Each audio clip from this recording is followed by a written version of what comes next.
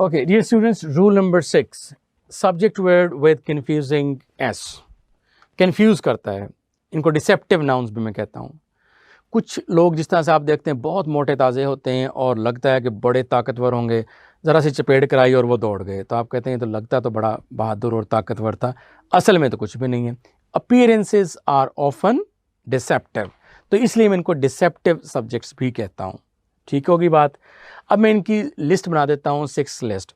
कुछ नाउन्स ऐसे होते हैं जो अपने एंडिंग एस की वजह से देखने में लगते हैं कि प्लूरल हैं, लेकिन असल में वो सिंगुलर होते हैं। उनके बाद वर्ब और हेल्पिंग वर्ब भी सिंगुलर ही यूज़ होने चाहिए। मैं रिपीट करता हूँ, कुछ नाउन्स अपने एंडिंग एस की वजह से, जिस तरह से न्यूज़, सीरीज़, कुछ नाउन्स अपने एंडिंग एस की वजह से देखने में प्लूरल लगते हैं, लेकिन असल में वो सिंगुलर होते हैं और उनके बाद वर्ब और हेल्पिंग वर्ब भी सिंगुलर ही आना चाहिए।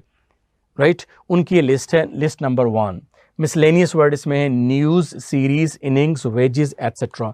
इसमें ये जो वर्ड वेजेस है इसको मैं एक्सप्लेन करूँगा। वैसे तो आपको पता है news was not true, news were not true नहीं होती। वेज सिंगुलर भी है मजदूरी के मीनिंग में, और वेजेस प्लूरल भी है मजदूरी के मीनिंग में। When a Chinese peasant find that his wage is low, China's way to progress, and here wages are lower than the wages there, तो wages are, wage is, ठीक है, मजदूरी के मीनिंग में। उसके बाद एक जैसे स्टैंडर्ड एक्सप्रेशन है wages of sin is hell, उसके ऊपर कोई बहस नहीं है। अच्छा जी, इसके बाद लिस्ट नंबर 2 में नेम्स ऑफ डिजीजेस, चाहे वो एस पर एंड हो या ना हो, आपने उनके बाद वर्ब और हेल्पिंग वर्ब सिंगुलर ही यूज़ करना है। Measles is a disease, AIDS is incurable, acquired immune deficiency syndrome, rabies was cured, were नहीं आएगा। Names of books, the Gulliver's Travels is my favourite book, the Arabian Nights is my favourite book. इसी तरीके से name of countries, the United States has a big army, Maldives is, are नहीं आएगा। Philippines, the Philippines is आएगा, are नहीं आएगा। Names of games, billiards is my favourite, right, are नहीं आएगा। Names of subjects, statistics, mathematics, politics, ये भी आप इस पॉइंट के लिए भी मैं आपको स्टैरिक कर देता हूँ। तो मैंने 2 चीज़ें स्टैरिक की हैं, एक आपको नेम्स ऑफ सब्जेक्ट के बारे में की है और एक इसके बारे में बात की है वेजेस के। इसमें 2 ही चीज़ें एक्सप्लेन करने वाली हैं। द न्यूज़ आपने देख लिया कि यहाँ पर हैव नहीं आएगा, द न्यूज़ हैज़ आना चाहिए, that is simple one. The news has spread. इसके बाद जिमनास्टिक्स, लुक्स आएगा। ये सिंपल वाले एग्जाम्पल्स थी, राइट। ऑलराइट स्टूडेंट, अब हम एक्सेप्शन, जैसे कि मैंने शुरू में लिस्ट 1 में आपको बताई थी कि वेज और वेजेस के बारे में बात बताऊंगा, ये वो है। वेजेस मैंने यूज़ फिगरेटिवली, यानी मुरादी मीनिंग में, जो आपके प्रोवर्ब्स हैं उसमें सिंगुलर वर्ब और हेल्पिंग वर्ब यूज़ होगा। एग्जांपल मैं दे चुका था, the wages of sin is death आएगा, आर नहीं आएगा, ठीक है। इस पर रूल अप्लाई नहीं होना, ये जैसे है आपने, जैसे मैंने बता दिया कि the wages of sin is death आएगा, आर नहीं आएगा, राइट। इसके बाद आपको एक और बात बता रहा हूँ कि सब्जेक्ट्स के, जैसे मैंने लास्ट 6 लिस्ट में आपको पॉइंट आउट करके दिया कि सब्जेक्ट्स के नाम चाहे वो एस पर एंड हों या ना हो, वो हमेशा सिंगुलर ही रहेंगे। जैसे स्टैटिस्टिक्स, पॉलिटिक्स, मैथमेटिक्स, जब ये एजुकेशन के तौर पे आएगा, statistics is taught to the students of commerce, politics is taught to the students of political science, mathematics is taught to the students of engineering, right. लेकिन आप देखते हैं कि ये सब्जेक्ट्स के अलावा बाकी मीनिंग में भी यूज़ होते हैं। स्टैटिस्टिक्स के 2 मीनिंग हैं। एक स्टैटिस्टिक्स का मतलब है सब्जेक्ट, जैसे statistics is my favourite subject. इसके अलावा स्टैटिस्टिक्स हमें ये बताते हैं आदादो शुमार, जब ये आदादो शुमार के मीनिंग में आएगा तो फिर ये हमेशा प्लूरल होगा। स्टैटिस्टिक्स, आदादो शुमार हमें बताते हैं। स्टैटिस्टिक्स टेल अस आएगा, टेल्स अस नहीं आएगा, that there are more women in the world than the men। इसी तरीके से पॉलिटिक्स का एक मतलब है subject, politics is taught to the students of political science. तो सब्जेक्ट के तौर पर जब ये वर्ड आएंगे तो ये हमेशा सिंगुलर ही आएंगे, ये हम बात कर चुके हैं। लेकिन जब ये word politics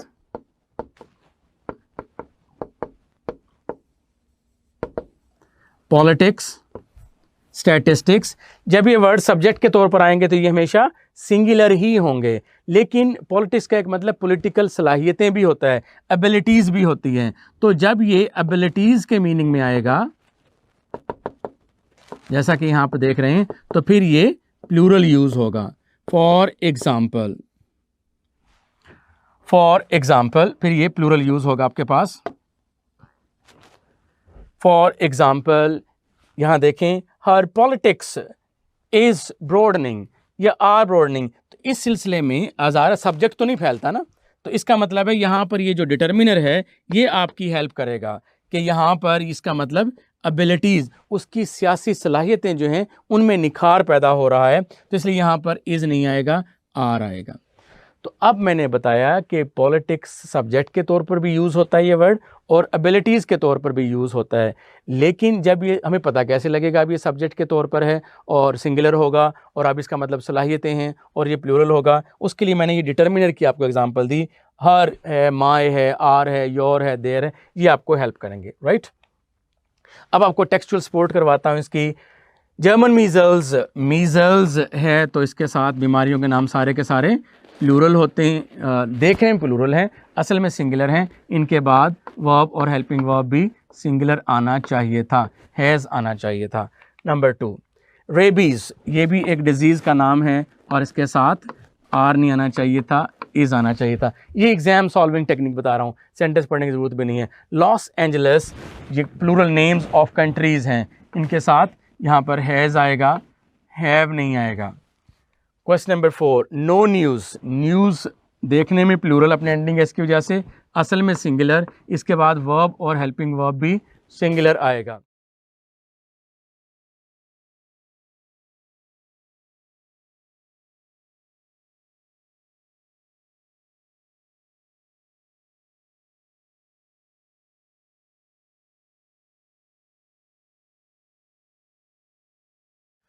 rule number 7, fraction, portion और परसेंटेज। अगर ये वर्ड्स सब्जेक्ट के तौर पर आएँ तो इनके बाद आगे चलकर वर्ब और हेल्पिंग वर्ब कैसा आएगा। तो ये भी एक वेरिएबल रूल है कि ऑफ के बाद, ऑफ फ्रेज देखनी है आपने, ऑफ के बाद वाला जो वर्ड होगा वो आपका असल सब्जेक्ट वर्ड होगा, उसके अकॉर्डिंगली आप वर्ब और हेल्पिंग वर्ब यूज़ करेंगे। मैं आपको रीड आउट करके देता हूँ। When of phrase follows a percentage, जैसे 50%, अगर आप कहते हैं 50% ऑफ द क्लास, अब आपके बाद क्या है, class is sleeping, class singular है। अच्छा, इसको यूं करें, 50% ऑफ द स्टूडेंट्स, ऑफ के बाद क्या है, स्टूडेंट्स, प्लूरल है, आर स्लीपिंग, तो परसेंटेज हो पोर्शन, पोर्शन क्या है जी, half of the class is sleeping, क्या आर, ऑफ फ्रेज के बाद क्या है, class is sleeping. Half of the students, अब ऑफ फ्रेज के बाद क्या है, स्टूडेंट्स आर स्लीपिंग, ठीक है। पोर्शन हो, परसेंटेज हो, fraction, 2/3 of the class, class है, ऑफ फ्रेज के बाद is sleeping. 2/3 of the students, of phrase के बाद स्टूडेंट्स है, आर। तो पोर्शन, परसेंटेज और फ्रैक्शन वाले सेंटेंसेस में ऑफ फ्रेज के बाद वाले वर्ड के अकॉर्डिंगली वर्ब और हेल्पिंग वर्ब यूज होगा। ऐसा ही रूल सैम के लिए है, ऐसा ही रूल आपका सैम के लिए है।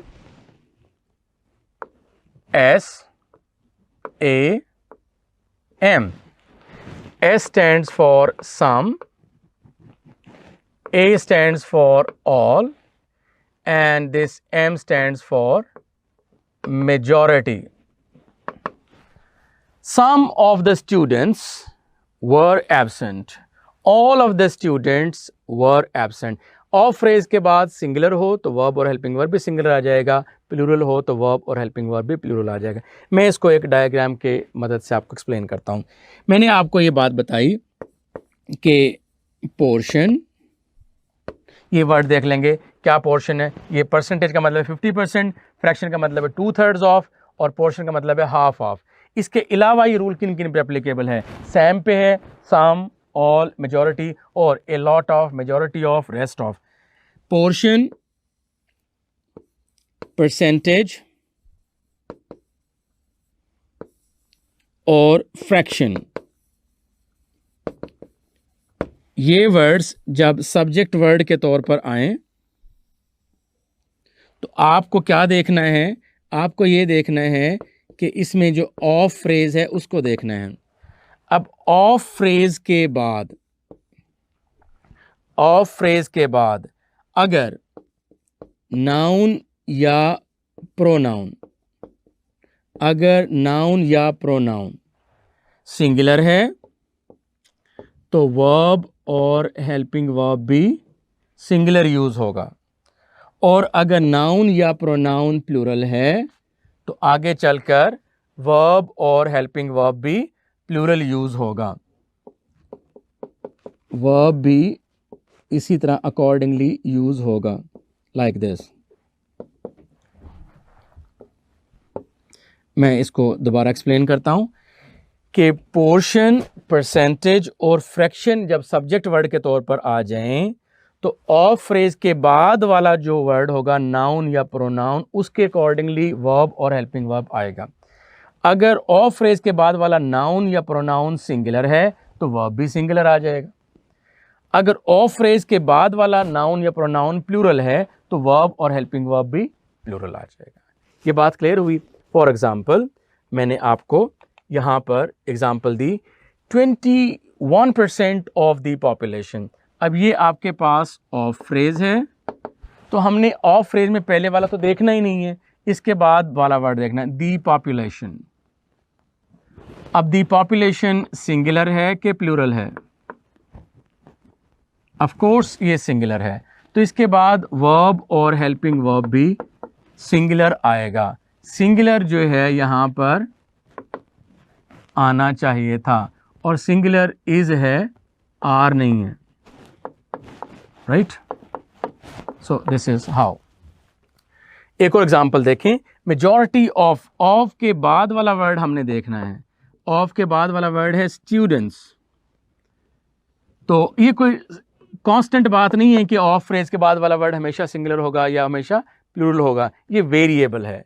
अगर ऑफ के बाद वाला वर्ड प्लूरल है, यहाँ पर आपने देखा स्टूडेंट्स प्लूरल है, तो आगे चलकर वर्ब भी प्लूरल ही आएगा, और बाय plural verb I mean are, not is, like this. तो पोर्शन, परसेंटेज और फ्रैक्शन, इनमें ऑफ फ्रेज के बाद वाला वर्ड अगर सिंगुलर है तो वर्ब और हेल्पिंग वर्ब भी सिंगुलर। अगर ऑफ फ्रेज के बाद वाला वर्ड प्लूरल है तो वर्ब और हेल्पिंग वर्ब भी प्लूरल, राइट? अब आपको जो रूल मैंने समझाया है, ये आपको इसकी टेक्स्ट की एग्जांपल एफएससी की वहाँ से देता हूँ। हमने बात कर ली कि ऐसा जो भी सेंटेंस होगा अब अपने एग्जाम टेक्निक लगानी, ठीक है? आपने सबसे पहले क्या देखना है? ऑफ। परसेंटेज वाले कामों में ये परसेंटेज थी आपकी, इनमें आपने ऑफ देखा। ऑफ के बाद वाला वर्ड देखा गैरिजन्स। गैरिजन्स मीन्स सोल्जर्स, तो सोल्जर्स वॉज नहीं आएगा, सोल्जर्स वर, राइट? Next example 1/3। ये मैंने कहा कि फ्रैक्शन, पोर्शन, परसेंटेज में ऑफ वाला वर्ड देखेंगे। ऑफ फ्रेज के बाद वाला वर्ड क्या है? The death rate. सिंगुलर या प्लूरल? सिंगुलर, तो यहाँ पर वर प्लूरल है, वर नहीं आएगा, वॉज आएगा, लाइक दिस। ये आपकी एफएससी की टेक्स्ट बुक से एग्जांपल दे रहा हूँ। 2/3 ऑफ, आपने कहा पोर्शन, परसेंटेज और फ्रैक्शन वाले सेंटेंसेस में ऑफ फ्रेज को देखना है। ऑफ फ्रेज के बाद जो भी वर्ड है, यहाँ पर द स्कूल है जो कि सिंगुलर है, तो आपको वर्ब और हेल्पिंग वर्ब भी सिंगुलर चाहिए था। By singular helping verb I mean has, not have, right? 4, half of this. Half आपके पास पोर्शन है, हाफ प्लेट जैसे। इसके बाद आपने देखना है this gigantic area. Of phrase के बाद वाला वर्ड अगर सिंगुलर है तो वर्ब और हेल्पिंग वर्ब भी सिंगुलर आएगा। आर सिंगुलर नहीं है, इज इसका सिंगुलर होगा, ये आपका आंसर। एग्जाम्पल नंबर 5, 3/4 ये इसके फ्रैक्शन हुआ आपके पास। इसमें आपने ऑफ फ्रेज देखी। ऑफ फ्रेज के बाद क्या है? एन एकर। ये आपके पास सिंगुलर है, इसलिए वर्ब और हेल्पिंग वर्ब भी आगे चलकर आप सिंगुलर यूज़ करेंगे, राइट। और वो क्या है, यहाँ पर हेल्पिंग वर्ब है वर, तो यहाँ पर क्या आएगा, वॉज, लाइक दिस, ठीक है। इस तरह से एग्ज़ाम को सॉल्व करने की, क्वेश्चन को सॉल्व करने की एक अलग टेक्निक होती है। Some of the nervous tissue, very very important question, इससे अक्सर स्टूडेंट्स कंफ्यूज होते हैं। अब देखें, ऑफ के बाद लाजमी नहीं है कि one of the boys, one of the students, one of the girls, one of the question, पक्के ना हो जाना। जैसे मैंने कहा था ओवर जनरलाइजेशन, जनरल रूल ये हो सकता है कि ऑफ के बाद वाला वर्ड प्लूरल हो, one of the boys, one of the girls, one of the students, one of the problems, but इस जनरल रूल को हर एक वर्ड पर अप्लाई नहीं कर सकते। ऑफ के बाद वाला वर्ड सिंगुलर भी आ सकता है। देखें, द नर्वस टिश्यू, मैं अभी आपको एक पेपर का टुकड़ा लूँ, उसका एक पार्ट थोड़ा सा फाड़ दूँ उधर से, सिर्फ इधर, तो उसका एक टुकड़ा मैंने फाड़ा है। Some of the paper has been torn, तो आपने देखा है कि ऑफ फ्रेज के बाद टिश्यू है। ये देखें, टिश्यू सिंगुलर है कि प्लूरल है, टिश्यू सिंगुलर है, इसलिए यहाँ पर वर नहीं आना, यहाँ पर वॉज आना है, right, like this. Question number 7, the vast majority of the country, आपने डायरेक्ट अप्रोच करना है अपने रूल पे।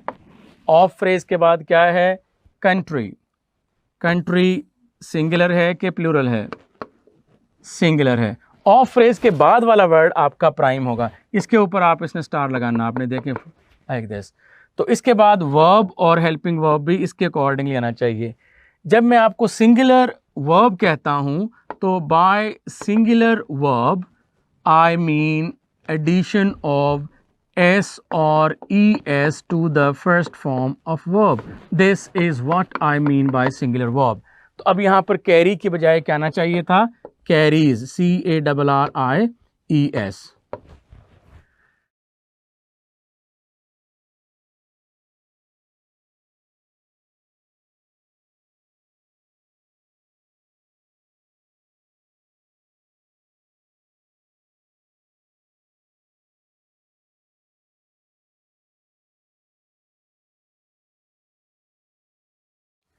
Rule number 8, quantity and amount. जब एक सिंगल यूनिट के तौर पर आए तो उनके बाद वर्ब और हेल्पिंग वर्ब सिंगुलर यूज़ करते हैं। Use a singular verb with distance, period of time and sums of amount और money etcetera when considered as a unit. ज़ाहिर सी बात है, जब सिंगल यूनिट के तौर पर होंगे तो उनके बाद वर्ब और हेल्पिंग वर्ब भी सिंगुलर आएंगे। तो आपने यहाँ पर देखा कि 3 माइल्स, और यहाँ पर उसने आर यूज़ किया। Too far to go, I mean 3 far, ये डिस्टेंस है, डिस्टेंस के लिए 3 माइल्स इज आना चाहिए था, I mean the distance of 3 miles.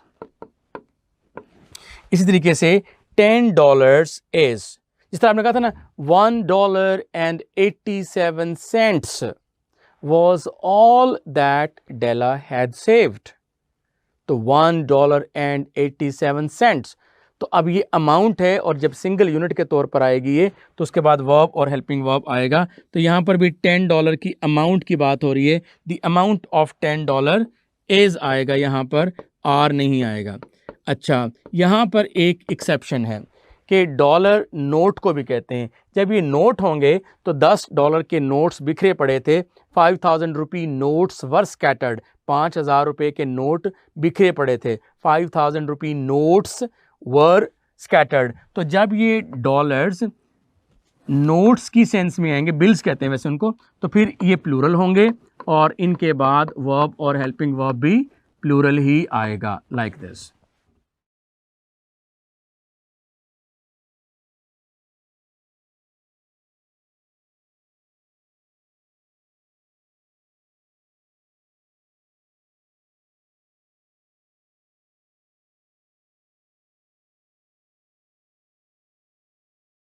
ऐसे ही वर्ब के बारे में हम कितनी बातें मिस कर गए थे। What is singular verb? Singular verb का मतलब ये है कि वर्ब की सिंगुलर वर्ब का मतलब ये हुआ कि वर्ब की फर्स्ट फॉर्म के साथ एडिशन ऑफ एस और ई एस। जब भी मैं आपको सिंगुलर वर्ब कहूँ तो इसका मतलब होगा एडिशन ऑफ एस और E S to the first form of verb. Addition with नहीं होगा, addition to. What is plural verb? जब मैं आपको ये कहूँ कि प्लूरल वर्ब आएगा, by plural verb I mean no addition of S और E S to the first form of verb. What is singular helping verb? Singular helping verb से मेरी मुराद डज है, डू नहीं है, ठीक है, इज है, आर नहीं है, वॉज है, वर नहीं है, इसी तरीके से हैज़ है, हैव नहीं है। When I say singular helping verb, by singular helping verb I mean these words, and conversely what do I mean by plural helping verbs? Plural helping verb से मेरी मुराद do है, does नहीं है, are है, am नहीं है, were है, was नहीं है, और have है, has नहीं है, right? तो अब आपको पूरी बात समझ में आई कि there should be an agreement between subject and verb और हेल्पिंग वर्ब। अगर सब्जेक्ट सिंगुलर है तो वर्ब और हेल्पिंग वर्ब भी सिंगुलर आएगा।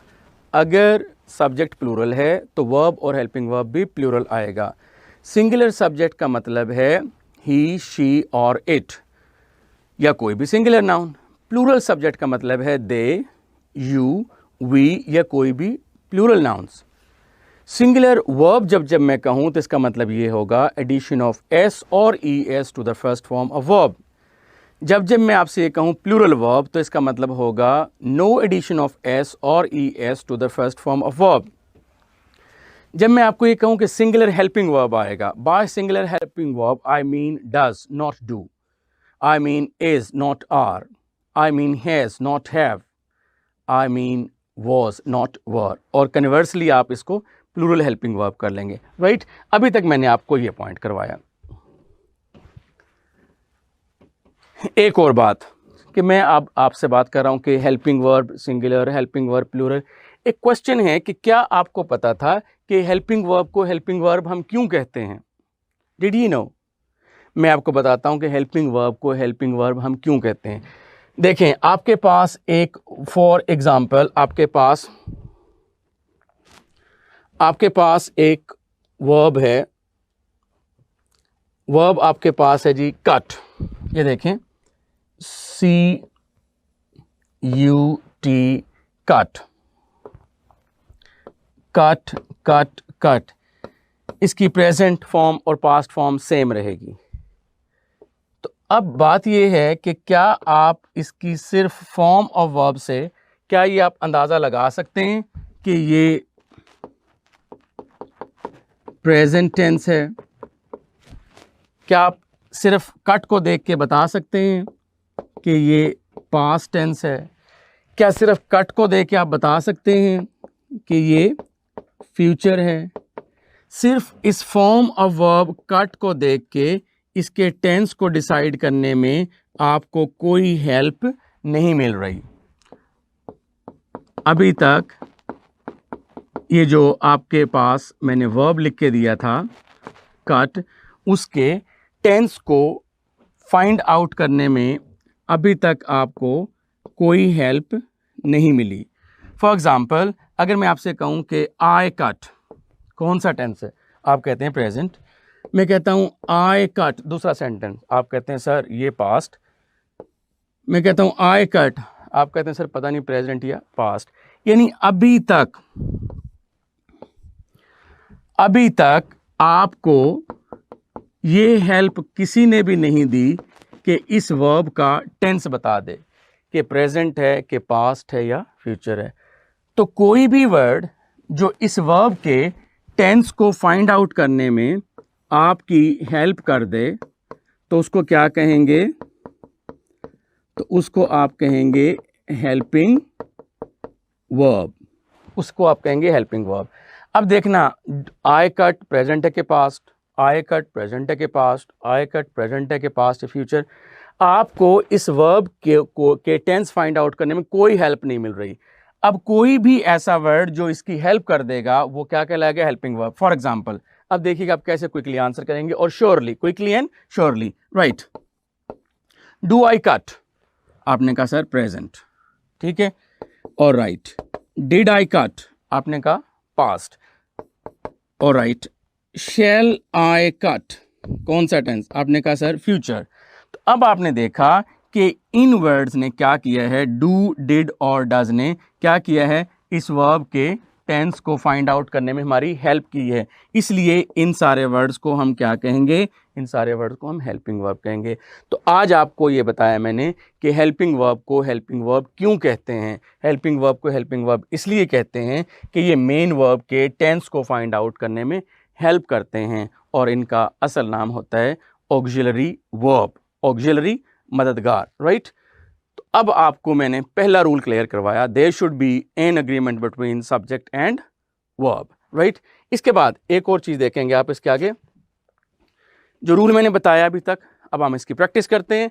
टेक्सचुअल सपोर्ट यानी आपकी एफएससी की टेक्स्ट में से the sprinkling of water create music, what create music, all the words in English language, all the words in English language that answer what।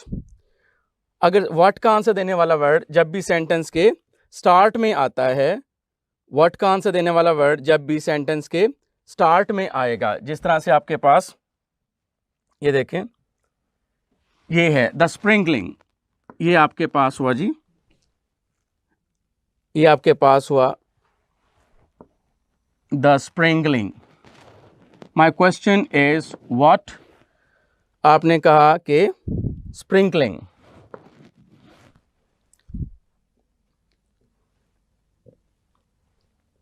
what sprinkling,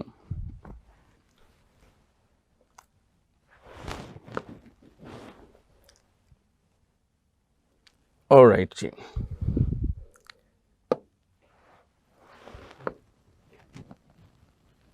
What sprinkling, what create music, the sprinkling, what का answer देने वाला word होता है जी subject. तो आपने पहचान लिया कि ये तो है आपका सब्जेक्ट। तो स्प्रिंकलिंग आईएनजी वाले वर्ड जितने भी होंगे वो सारे सिंगुलर होंगे, उनके बाद वर्ब और हेल्पिंग वर्ब सिंगुलर आएगा।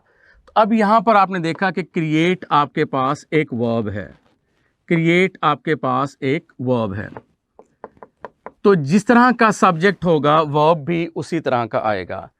तो ये वर्ब कैसा है, ये सिंगुलर वर्ब है।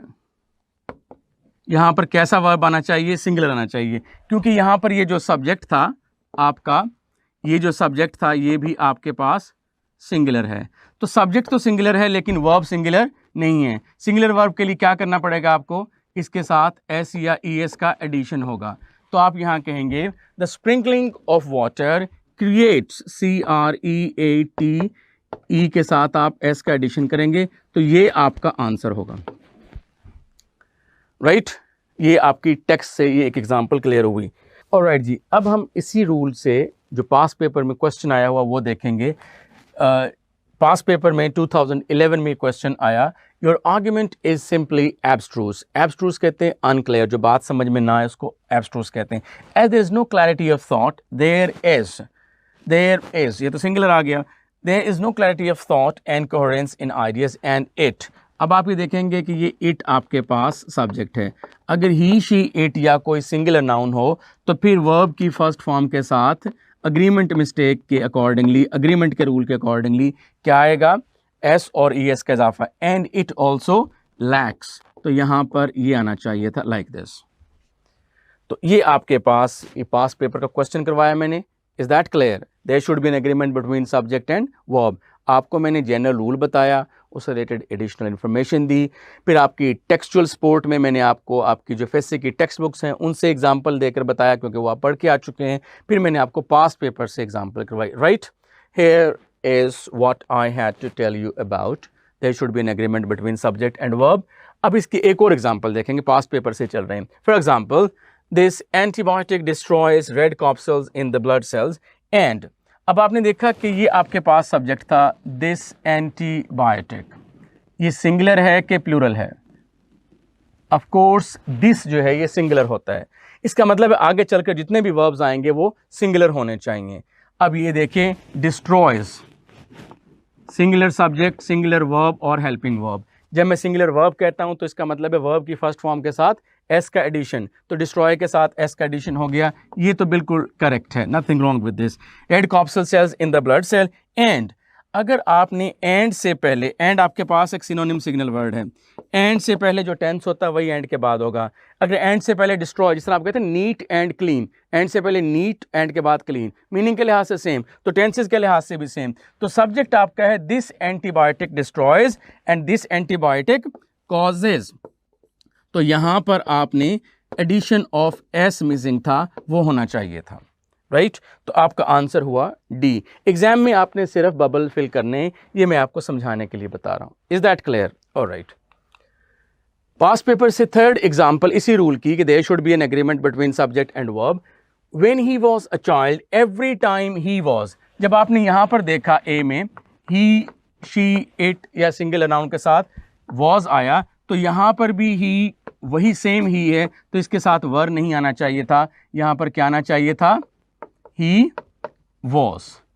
तो यही आपका प्रॉब्लम है, सेकंड ऑप्शन बी। इस तरह के क्वेश्चन को आप स्पॉट दी एरर कहते हैं। ग्रामर टेस्ट करने के लिए 3 फॉर्मेट्स में से ये एक टाइप हुआ। इससे पहले आप देखेंगे, आपने सेकंड ईयर में देखा था करेक्शन के फॉर्म में भी आया, राइट। नेक्स्ट क्वेश्चन, आप पास पेपर से ही there should be an agreement between subject and verb, rule वही चल रहा है हमारा 1, और an amorphous mass of cells. अब आपने देखा कि ये an amorphous mass, mass noun जितने भी होंगे, मैस नाउन जितने भी होंगे वो सारे के सारे सिंगुलर होंगे। ये आपका सिंगुलर सब्जेक्ट है। अगर सिंगुलर सब्जेक्ट है तो उसके साथ वर्ब और हेल्पिंग वर्ब भी सिंगुलर आना चाहिए। सिंगुलर हेल्पिंग वर्ब से मेरी मुराद इज है, आर नहीं है, वॉज है, वर नहीं है, राइट। तो अब आप सी देखें, इस तरह से आप जो बात आपको पता है उसके बेस पे नंबर ऑफ ऑप्शंस कम करते जाएं। इस टेक्निक को मैं कहता हूं एंट्री टेस्ट की best and first ever technique.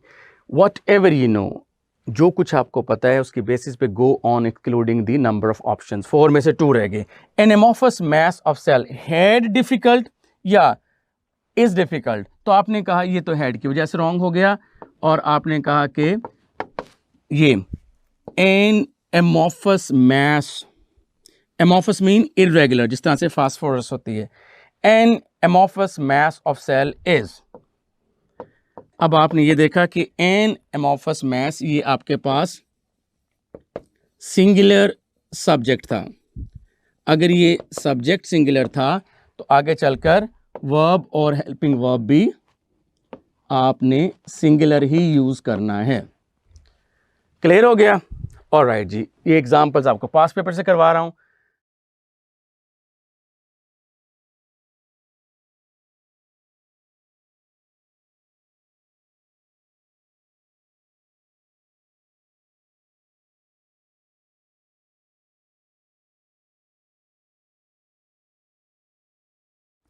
Bismillahirrahmanirrahim. Very warm welcome to KIPS LMS, and I am here for this English portion, and our first topic is agreement mistakes. Agreement mistake grammar से related question है, और grammar से related question के 3 formats हो सकते हैं। एक आप फर्स्ट ईयर में पढ़ के आ चुके हैं, ऑब्जेक्टिव टाइप फॉर्म में था, supply the correct form of verb, वो आपके पास ग्रामर चेक करने के लिए वो था।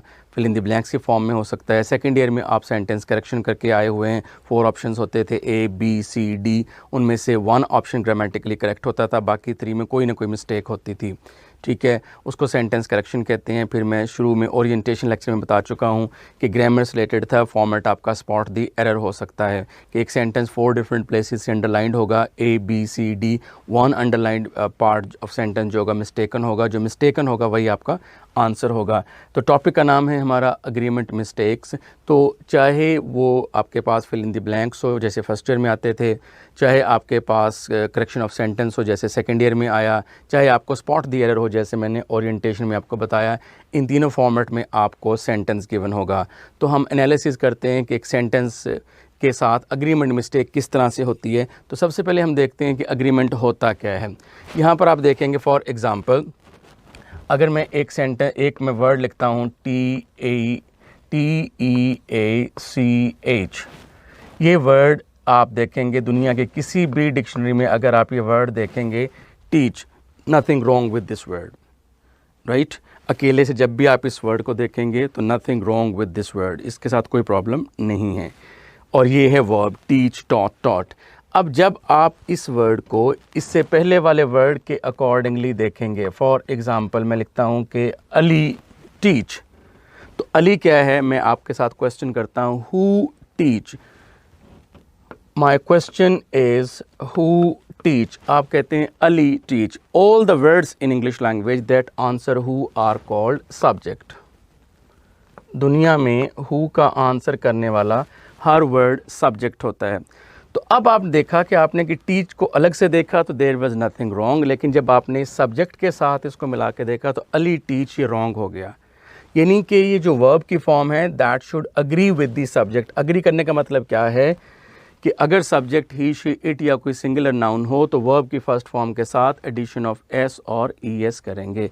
तो यहाँ पर करेक्शन क्या होनी चाहिए थी, लाइक दिस, ई एस का एडिशन हो जाएगा, क्योंकि वर्ब की फर्स्ट फॉर्म के आखिर पर S, S H, C H, X O Z आ जाए तो फिर आप ई एस का एडिशन करते हैं, अली टीचेस। पूरा सेंटेंस क्या है, मैंने एक बार जैसे बताया कि ग्रामर के तीनों फॉर्मेट्स में आपको बहरहाल एक सेंटेंस के साथ डील करना होता है, तो इसलिए मैं पूरा सेंटेंस लिख देता हूँ। For example, Ali teaches us, Ali teaches us English daily. अब हम क्वेश्चन करते जाएंगे, who teaches us English daily, Ali. All the words in English language that answer who are called subject. दुनिया में हु का आंसर देने वाले तमाम वर्ड्स सब्जेक्ट होंगे और सब्जेक्ट की नाम होता है, उसके अलावा बाकी सारा हिस्सा उसका काम होता है, उसको प्रेडिकेट कहते हैं। तो एक सेंटेंस के टू पार्ट्स हुए, सब्जेक्ट और प्रेडिकेट।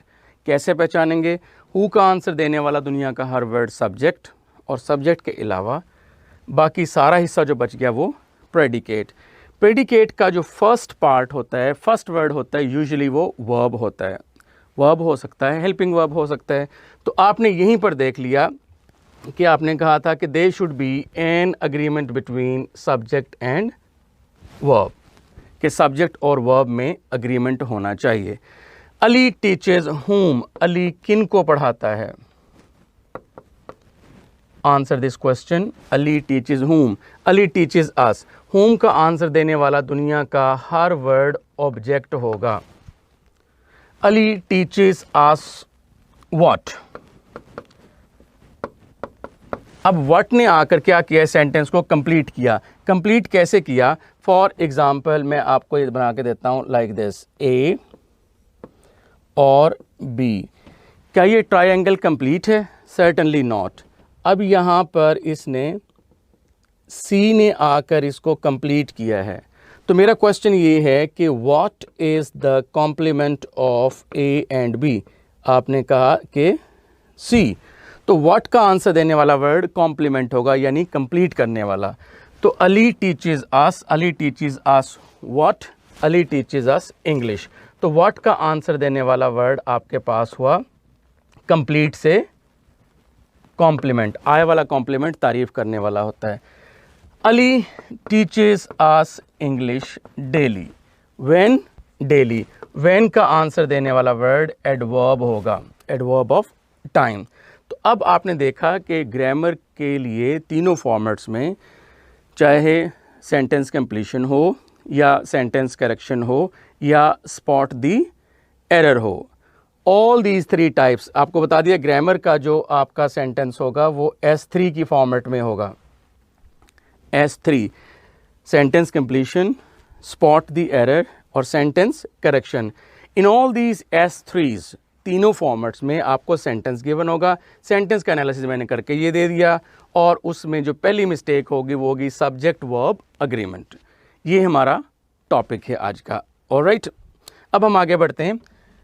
तो अगर आप इसको आपको याद हो, जब मैंने ओरिएंटेशन लेक्चर में आपसे बात की थी, मैंने की थी कि 9,532 9,532, 9 का मतलब है नाप वापसी, NAAP नाप एंड VAPCI वापसी। N noun, A adjective, A article, P pronoun. नाप हुआ, V verb, A adverb, P preposition, C conjunction और I इंटरजेक्शन। यानी parts of speech, 9 part of speech है, वो आपका सिलेबस हो गया ग्रामर के लिए, राइट। उनसे 9 से मैंने रिड्यूस किया, 5 मैंने बनाया SVO का, SVOCA, ये SVO का बना आपका। सब्जेक्ट, वर्ब, ऑब्जेक्ट, कॉम्प्लीमेंट और एडवर्ब। फिर मैंने इससे आपको बताया कि 9 वर्ड से मिलकर जो सेंटेंस बनेगा उसमें जो मिस्टेक होगी उसकी 3 टाइप्स होंगी। उसके लिए मैं फार्मूला बना के देता हूँ, CO2, कमीशन मिस्टेक, ठीक है, ओवरलैपिंग मिस्टेक और ओमिशन मिस्टेक। C से 1 बनेगी कमीशन मिस्टेक, O से 2 बनेगी ओमिशन मिस्टेक और ओवरलैपिंग मिस्टेक। ये CO2 यानी 3 आपको रीजन बताई थी मिस्टेक्स की, omission mistake, commission mistake and overlapping mistake. और फिर आपको मैंने रीजंस बताई थी। पहली रीजन मैंने आपको बताई थी ओवर जनरलाइजेशन। जनरल रूल को, हर एक जनरल रूल है ईडी वाला, वर्ब की सेकंड और थर्ड फॉर्म बनाने के लिए आप ईडी लगा देते हैं, ये एक जनरल रूल है। जब आप इसको हर एक पे अप्लाई करेंगे, सीक्ड करेंगे तो रॉन्ग हो जाएगा, सीक सॉर्ट। तो इसको हमने कहा over generalisation. Over generalisation of noun की वजह से मिस्टेक हो सकती है, ओवर जनरलाइजेशन ऑफ वर्ब की वजह से मिस्टेक हो सकती है, ओवर जनरलाइजेशन ऑफ एडजेक्टिव की वजह से मिस्टेक हो सकती है, और किसी भी एडवर्ब के जनरल रूल की ओवर जनरलाइजेशन की वजह से मिस्टेक हो सकती है। फिर हमने बात की थी मदर टंग इंटरफेरेंस, ठीक है, उसमें अपने प्रेपोजिशन की बात की थी। आप इसको MO कह लें, मेडिकल ऑफिसर, राइट। तो ये मैंने आपके साथ डिस्कस किया था कि अग्रीमेंट मिस्टेक का मैंने इंट्रोडक्शन दिया आपको कि बेसिकली अग्रीमेंट मिस्टेक क्या है आपके पास, ठीक है। जब आपने ये देख लिया कि अग्रीमेंट मिस्टेक क्या है, तो अब हम इसका पहला रूल देखेंगे। फर्स्ट रूल है agreement between subject and verb और हेल्पिंग वर्ब। एक मैं सुपरफिशियली पढ़ाऊंगा जिस तरह से आप को हमने इंटरमीडिएट में पढ़ाया कि जी सब्जेक्ट और वर्ब अग्रीमेंट के का मतलब ये है कि अ सिंगुलर सब्जेक्ट अली, जिस तरह से अभी मैंने अली टीचर्स करवाया, she, ball etcetera, takes a singular verb यानी कि इज या गोज या shines, whereas a plural subject जैसे दे या students takes a plural verb जैसे आर, गो या शाइन। आसान अल्फाज में ये बताता हूँ रूल नंबर 1 कि they should be an agreement between subject and verb और helping verb, right. Singular subject हो तो वर्ब और हेल्पिंग वर्ब भी सिंगुलर होना चाहिए। यहाँ से मैं आपको ड्रॉ करके देता हूँ। फॉर एग्जाम्पल आपके पास सब्जेक्ट और वर्ब, आपके पास 2 ही चीज़ें आई हैं ना, तो मैं ये कह रहा हूँ कि अगर सब्जेक्ट आपके पास जैसा सब्जेक्ट होगा वैसा ही आपके पास वर्ब या हेल्पिंग वर्ब होना चाहिए। तो आप यूँ देख लें कि सब्जेक्ट आपके पास 2 टाइप्स के हो सकते हैं और वर्ब या हेल्पिंग वर्ब भी आपके पास 2 टाइप्स के हो सकते हैं। फॉर एग्ज़ाम्पल अगर सब्जेक्ट आपके पास है सिंगुलर जैसा कि अली था, तो वर्ब भी आपके पास आएगा सिंगुलर। फॉर एग्जाम्पल आपने टीचर्स कहा था, तो सिंगुलर सब्जेक्ट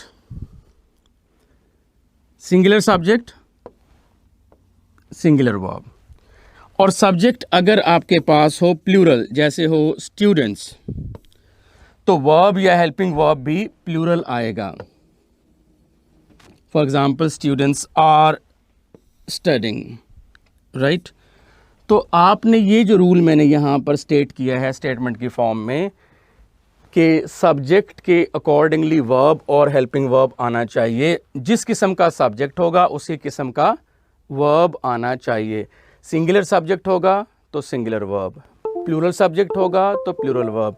सिंगुलर सब्जेक्ट का मतलब है अली, अली टीचर्स होगा, और अगर होता टीचर्स प्लूरल है तो फिर आप कहेंगे टीच, राइट। ये आपके पास सब्जेक्ट वर्ब अग्रीमेंट हुआ, और सब्जेक्ट वर्ब अग्रीमेंट पहला रूल था, और ये यहाँ पर मैं आपको इसकी एक एग्जांपल करवा देता हूँ। For example, damage to the buildings were assessed at 40,000 pounds। अब आप देखेंगे कि my question is what was your assessed, ये आपका हो गया डैमेज। व्हाट का आंसर देने वाला जो भी वर्ड होगा वो क्या होगा आपका, वो आपका सब्जेक्ट होगा। तो ये आपके पास डैमेज, ये आपके पास हुआ जी सब्जेक्ट। अब ये बताएं कि ये सिंगुलर है कि प्लूरल है। ये आपके पास जो सब्जेक्ट है डैमेज, जितने भी एब्स्ट्रैक्ट नाउन हैं जिनको आप टच ना कर सकें, जिनको छू ना सकें, उनको एब्स्ट्रैक्ट नाउन कहते हैं। जितने भी एब्स्ट्रैक्ट नाउन्स होंगे जब वो सब्जेक्ट के तौर पर आएंगे तो उनमें वर्ब और हेल्पिंग वर्ब सिंगुलर ही आएगा। तो ये आपके पास वर्ब हो गया। तो आपने अभी रूल पढ़ा है कि there should be an agreement between subject and verb. Subject और वर्ब में एग्रीमेंट होना चाहिए। सब्जेक्ट अगर आपके पास ये डैमेज सिंगुलर है, मैंने कहा कि एब्स्ट्रैक्ट नाउन जितने भी होंगे सब्जेक्ट के तौर पे वो सिंगुलर होंगे, तो वर्ब या हेल्पिंग वर्ब भी सिंगुलर आएगा। यहाँ पर वर्ब भी सिंगुलर आना चाहिए था। Means to say that was नहीं आना चाहिए था, बल्कि वर आना चाहिए था। राइट तो आप कहेंगे the damage to the buildings was assessed at 40,000 pounds।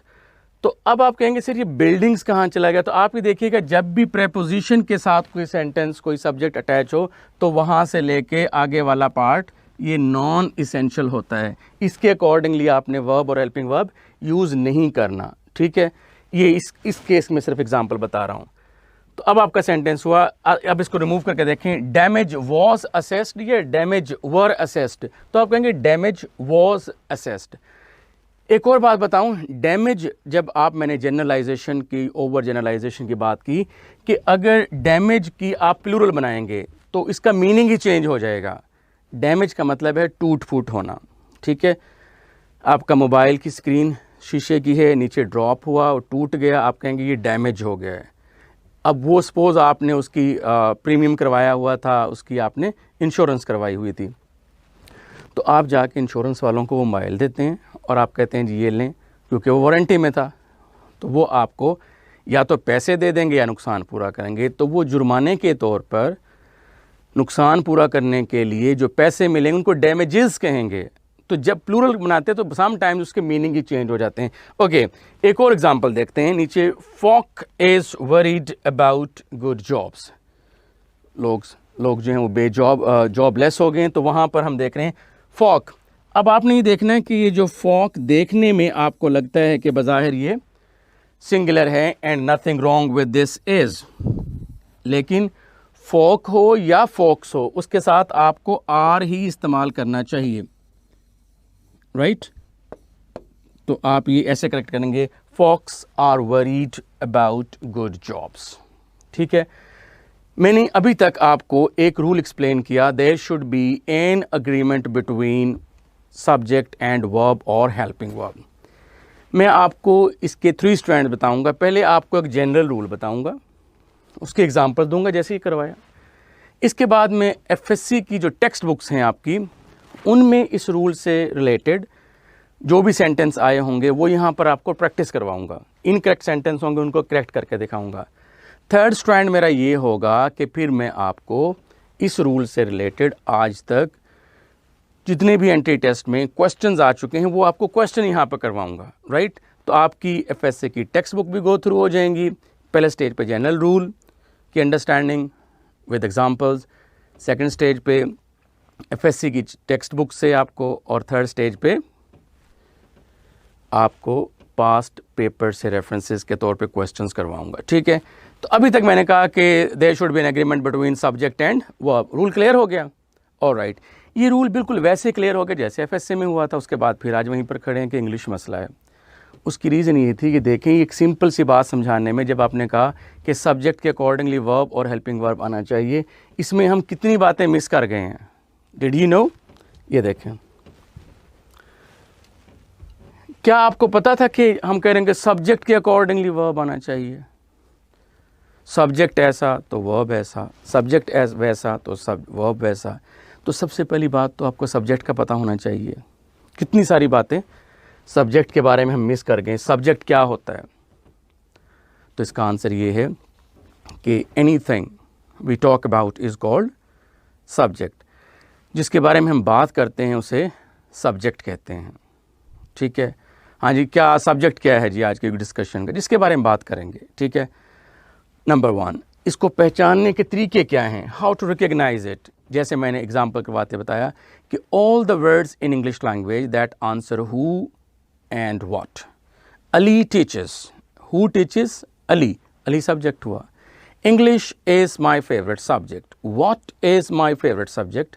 English. तो हु का आंसर देने वाला वर्ड भी सब्जेक्ट होता है और व्हाट का आंसर देने वाला वर्ड भी सब्जेक्ट होता है। फिर डिफरेंस क्या हुआ? हु का आंसर देने वाला जो सब्जेक्ट होगा वो किसी पर्सन को शो करेगा, व्हाट का आंसर देने वाला सब्जेक्ट जो होगा वो किसी प्लेस को शो करेगा। तो आपको डेफिनेशन बताया, उसको पहचानने का तरीका बताया। What can be used as subject, subject के तौर पर क्या क्या वर्ड यूज़ हो सकते हैं। सब्जेक्ट के तौर पर कोई वर्ड यूज़ हो सकता है, यानी कि नाउन यूज़ हो सकता है, प्रोनाउन यूज़ हो सकता है, कोई फ्रेज़ यूज़ हो सकती है, कोई क्लॉज यूज़ हो सकती है। अली टीचेस, इसमें नाउन सब्जेक्ट था। ही टीचेस, इसमें ही सब्जेक्ट प्रोनाउन आ गया। A man with long experience, a man with great experience teaches us. तो अब a man with great experience teaches us, who teaches us? A man with great experience. अब group of word is called phrase. अब क्या हुआ? Subject के तौर पर phrase आ गई। That he teaches nicely is lovable. What is lovable? That he teaches nicely. अब इसमें सब्जेक्ट भी है और वर्ब भी, ये क्लॉज एज ए सब्जेक्ट आ गया। तो जब आप ये देखेंगे कि जब भी कोई वर्ड, नाउन या प्रोनाउन या फ्रेज, जब भी नाउन या प्रोनाउन अगर सब्जेक्ट के तौर पे आए तो वो सिंगुलर भी हो सकता है और प्लूरल भी हो सकता है। लेकिन सिंगल क्लॉज जब भी सब्जेक्ट के तौर पर आएगी तो वर्ब और हेल्पिंग वर्ब सिंगुलर ही आएगा। जैसे दैट ही टीचेस नाइसली, ये पूरे का पूरा क्लॉज सब्जेक्ट है। Is simply lovable, is simply loved, right. तो सब्जेक्ट के तौर पर क्या क्या चीज़ें हो सकती हैं? नाउन सब्जेक्ट के तौर पर आ सकता है, प्रोनाउन आ सकता है, कोई फ्रेज़ आ सकती है और कोई क्लॉज आ सकती है। पहला पॉइंट आपका क्लियर हुआ। और उसके बाद यहाँ पर आपने देखा कि फर्स्ट पॉइंट आपका क्लियर किया मैंने यहाँ पर, उसके बाद सेकंड पॉइंट क्लियर किया। और अब हम यहाँ पर बात कर रहे हैं आपके साथ कि यहाँ पर ये फर्स्ट पॉइंट आपका क्लियर हुआ। उसके बाद हाउ टू रिकग्नाइज, मैंने 2 वेज बता दिए। कौन कौन से बताए आपको? कि आप हु के साथ क्वेश्चन कर लें और आप व्हाट के साथ क्वेश्चन कर लें, तो आपको सब्जेक्ट पता लग जाएगा। और anything that we talk about is called subject. उसके बाद आपने देखा कि what can be used as subject, ये हमने बात की। वर्ड, नाउन, प्रोनाउन, फ्रेज और क्लॉज, ये आपको थर्ड पॉइंट डिस्कस करवाया। उसके बाद what is the position of subject, एक सेंटेंस में सब्जेक्ट की पोजीशन क्या हो सकती है। सेंटेंस में सब्जेक्ट की पोजीशन स्टार्ट में भी हो सकती है, मिड में भी हो सकती है और एंड पर भी हो सकती है। For example, the shepherd hears a barking sound, who hears a barking sound? The shepherd. तो ये आपका हु का आंसर देने वाला वर्ड सेंटेंस के स्टार्ट में है, तो ये सब्जेक्ट हो गया, द शेफर्ड। अच्छा, a barking sound the shepherd hears, who hears a barking sound? The shepherd. Who का आंसर देने वाला सब्जेक्ट अब सेंटेंस के मिड में है। Up the hills lives a shepherd, who lives up the hill? A shepherd. Who का answer देने वाला सब्जेक्ट अब सेंटेंस के एंड पर है। तो यूजुअल ऑर्डर तो ये है कि सब्जेक्ट स्टार्ट में आए, लेकिन जब आपने स्ट्रेस देना हो तो मिड में या एंड पर भी आ सकता है। ये सेंटेंस की 3 डिफरेंट पोजीशन, सेंटेंस के अंदर सब्जेक्ट की 3 डिफरेंट पोजीशन हुई। What is the position of the subject. Fifth point है what are the types of subject. Subject singular भी हो सकता है, सब्जेक्ट प्लूरल भी हो सकता है। सिंगुलर सब्जेक्ट हो तो वर्ब और helping verb singular, plural subject हो तो वर्ब और हेल्पिंग वर्ब भी प्लूरल। तो सब्जेक्ट के बारे में इतनी बातें हम मिस कर गए थे।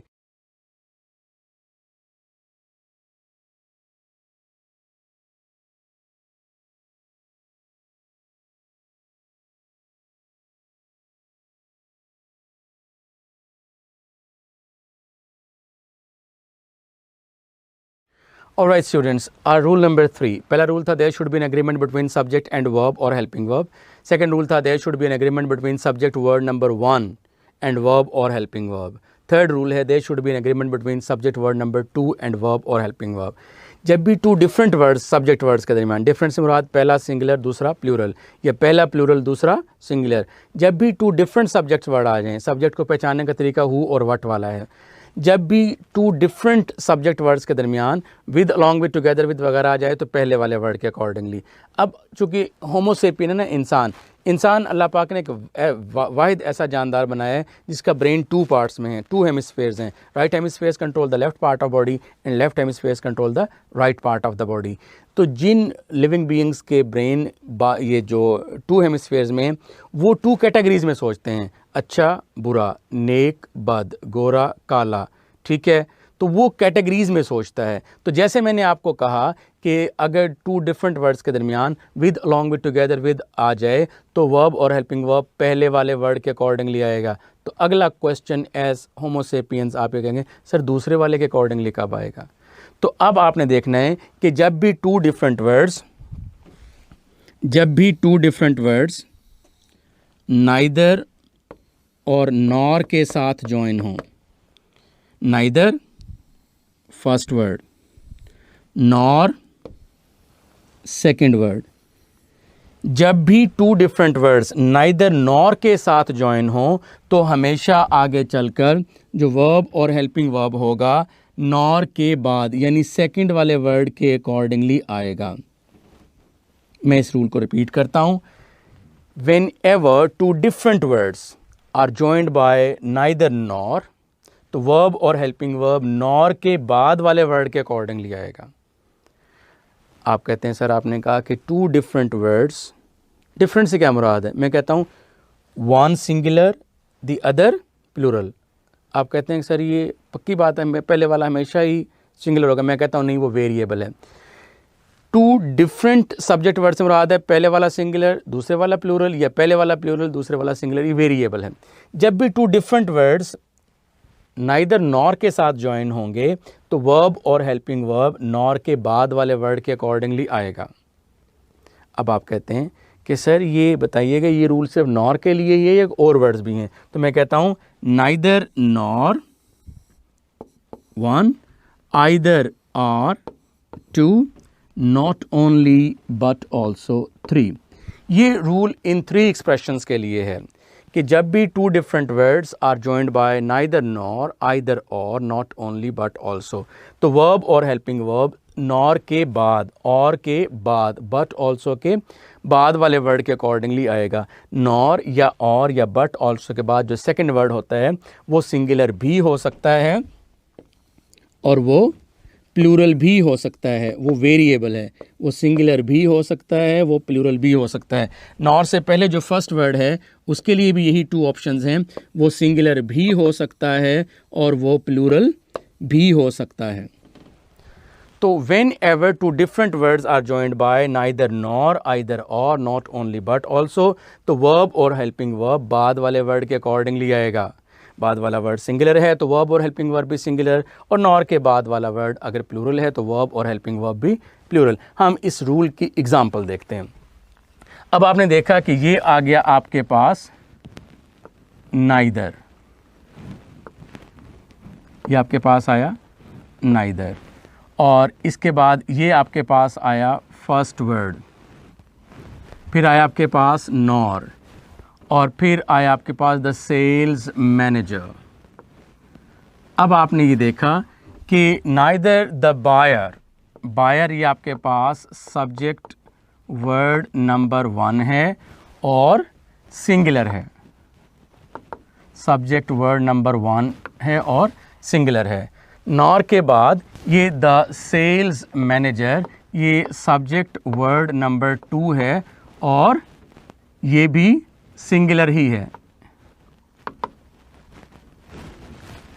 Neither the buyer nor the sales manager, तो नॉर के बाद वाला वर्ड क्या है? Sales manager. तो सेल्स मैनेजर इज या आर, तो यहां पर आर नहीं आएगा, इज आएगा। अच्छा, अगर ये यूं होता neither the buyers nor the manager, फिर क्या आना था? Are. Is it? Certainly not.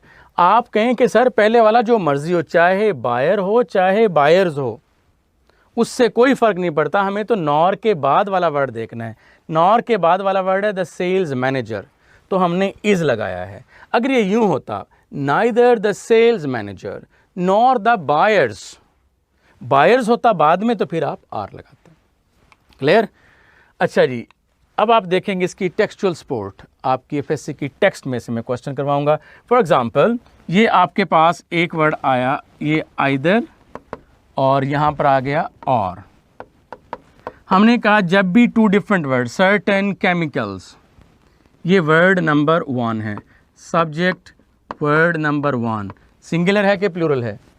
Chemicals आपने कहा कि ये प्लूरल है। अच्छा, उसके बाद और के बाद वाला वर्ड क्या है? हीट, ये आपके पास हुआ सब्जेक्ट वर्ड नंबर 2, सिंगुलर या प्लूरल? ये सिंगुलर है। तो हमने ये देखा कि जब भी टू डिफरेंट वर्ड्स के दरमियान neither nor, either or, not only but also आ जाए, तो जो बाद वाला वर्ड होगा वो हमारा एक्चुअल सब्जेक्ट वर्ड होगा। उसके अकॉर्डिंगली यहाँ पर आके वर्ब और हेल्पिंग वर्ब यूज़ करेंगे। तो हीट वर नहीं होता, हीट वॉज होगा, like this. Clear? Next example, either the obtuse quack, ये आपके पास पहला वर्ड हुआ, और यहाँ पर आइदर और ये और। आइदर के बाद क्या है? दी ऑब्ट्यूज क्वैक, सिंगुलर या प्लूरल?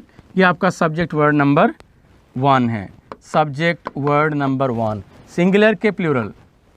ये क्वैक सिंगुलर है। अच्छा, और के बाद आपके पास वर्ड है द कैमल मैन, ये आपके पास है सब्जेक्ट वर्ड नंबर 2, सिंगुलर के प्लूरल? मैन प्लूरल है। अब ये क्वैक सिंगुलर है, मैन प्लूरल है, जॉइन हुआ है और से, neither nor, either or, not only but also आ जाए, तो वर्ब और हेल्पिंग वर्ब और के बाद वाले वर्ड के अकॉर्डिंगली आना चाहिए। और के बाद वाला वर्ड है प्लूरल, तो प्लूरल के साथ वॉज नहीं आएगा, बल्कि क्या आएगा? वर आएगा, like this. Clear? Third example, neither the soldiers nor the king. अब आप देखें कि नॉर के बाद क्या वर्ड है। अब मैं आ रहा हूँ टाइम सेविंग टेक्निक पे, एग्जाम के लिहाज से। आप कहते हैं कि पहले वाला मैंने पढ़ना ही नहीं है। नॉर के बाद है the king, the king singular है कि प्लूरल है? द किंग सिंगुलर है, इसलिए यहाँ पर आर नहीं आएगा, इज आएगा। चलो जी, क्वेश्चन मैंने पढ़ा ही नहीं है, आगे चलें। ये अब एंटी टेस्ट स्पेशलिटी मैं आपको बता रहा हूँ। आगे, not only our life style but, आपने कहा कि नॉट ओनली और बट ऑल्सो में, इससे पहले वाला तो हमने देखना ही नहीं है। We are not suppose to give any little consideration to the word that precedes it. But के बाद देखें द पीपल, पीपल सिंगुलर है कि प्लूरल है? पीपल प्लूरल है, तो पीपल हैज़ के पीपल हैव? पीपल हैव आएगा। अब मैं आपको एंट्री टेस्ट में एग्जाम सॉल्विंग टेक्निक बता रहा हूँ, ठीक है? इसी तरीके से neither Brookfield's defenders nor, हमने कहा कि neither nor, either or, not only but also में नॉर के बाद वाला वर्ड देखना है। नॉर के बाद वाला वर्ड है चिप्स, चिप्स मिस्टर चिप्स, ये आपके पास सिंगुलर है कि प्लूरल है? चिप्स सिंगुलर है, और वैसे भी सिंगल ही था वो पूरी ज़िंदगी, with the exception of a year और 2। और देखें चिप्स के साथ हैव आएगा या हैव आएगा? ये चिप्स खाने वाले नहीं हैं, ठीक है, क्योंकि सी कैपिटल है, प्रॉपर नाउन है, तो यहाँ पर हैव नहीं आएगा, हैज़ आएगा। तो आपके पास एक टेक्निक है कि आपने कहा, सर ने कहा कि neither nor, either or, not only but also में पहले वाला हमने सारा भूल जाना है, नॉर के बाद, और के बाद, बट ऑल्सो के बाद वाला वर्ड देखना है, उसके अकॉर्ड फ़ौरन अप्रोच करना, अपना टाइम बचाना है, और अगले क्वेश्चन पे चलें आप। 6 है neither clay nor other people, हम कहते हैं कि नॉर हमने देख लिया, नॉर से पहले वाला क्या है? This is none of our business. ये अदर पीपल, नॉर के बाद अदर पीपल है, सिंगुलर है कि प्लूरल है? बस ये बता दें। पीपल हो या अदर पीपल हो वो प्लूरल है, तो यहाँ पर वर्ब और हेल्पिंग वर्ब भी प्लूरल होना चाहिए। वॉज सिंगुलर है और वर प्लूरल है। ये देख रहे हैं कैसा आपका जीवन सफल हो गया। ऐसी मैंने आपको शिक्षा दी है जिससे आपको एक संभलता मिली है। ठीक है, ऑलराइट। इस तरह से जब आपको कहते हैं कि मुझे इतनी महारत है कि मैं सादा से लफ्ज़ों से तुम्हें दिलकश बना दूंगा, ज़रा तुम शाम होने दो। तो ज़रा सी शाम होने जो, ज़िंदगी की शाम थी और शाम भी जंगल में थी, बल्कि शाम आपके एंट्री टेस्ट में है।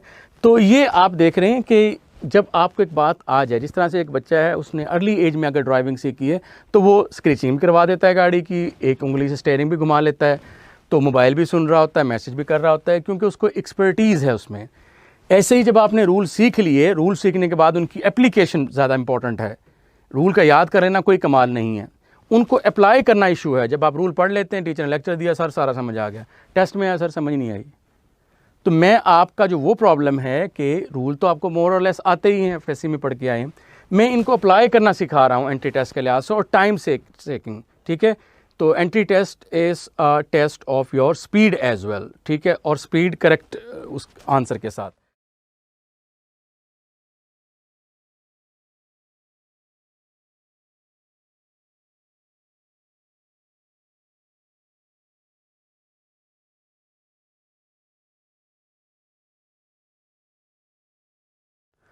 Let's begin rule number 2. First rule मैंने आपको बताया, there should be an agreement between subject and verb or helping verb. Subject अगर singular तो verb और helping verb भी singular. Subject अगर plural तो verb और helping verb भी singular. By singular verb by singular subject I mean he, she, it or singular noun. By plural subject I mean they, you, we or plural nouns. By singular verb I mean addition of s or es to the first form of verb. By plural verb I mean no addition of s or es to the first form of verb. Teach plural verb है और teaches singular verb है. Whenever I say singular helping verb, by singular helping verb I mean does not do, I mean is not are, I mean was not were, I mean has not have. And by plural helping verb, conversely, by plural helping verb I mean do not does, were not was, have not has, are not is, right, were not was. हमारा second rule है दे should B. अब पहले तो आपने देखा कि एक ही subject word होता था, वो सिंगुलर था तो वर्ब और हेल्पिंग वर्ब भी सिंगुलर, अगर वो सब्जेक्ट प्लूरल था तो वर्ब और हेल्पिंग वर्ब भी plural. But the problem is कि अगर आपके पास 2 सब्जेक्ट वर्ड्स आ जाएं, और सब्जेक्ट पहचानने के 2 तरीके मैं बता चुका हूँ आपको। हु का आंसर देने वाला वर्ड भी सब्जेक्ट होता है और व्हाट का आंसर देने वाला वर्ड भी सब्जेक्ट होता है। अगर आपके सेंटेंस में सब्जेक्ट वर्ड 2 डिफरेंट वर्ड्स पर मुश्तमिल हों, डिफरेंट मुराद एक सिंगुलर और एक प्लूरल, एक सिंगुलर और एक प्लूरल। फॉर एग्जाम्पल ये देखें, for example the teacher as well as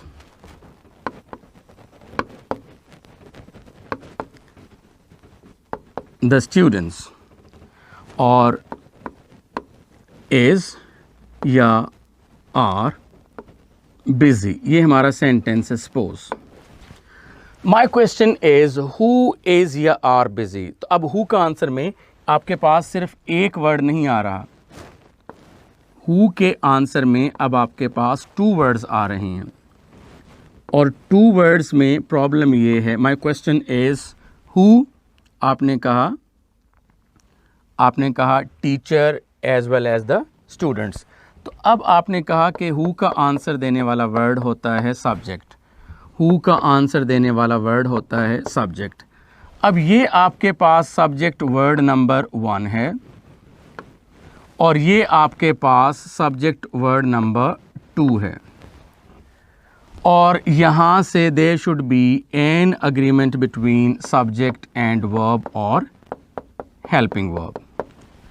तो टीचर के अकॉर्डिंगली अगर हम यूज़ करें तो टीचर इज़ बिज़ी, स्टूडेंट्स के अकॉर्डिंगली यूज़ करें तो स्टूडेंट्स आर बिज़ी। तो अब ये कन्फ्यूजन है।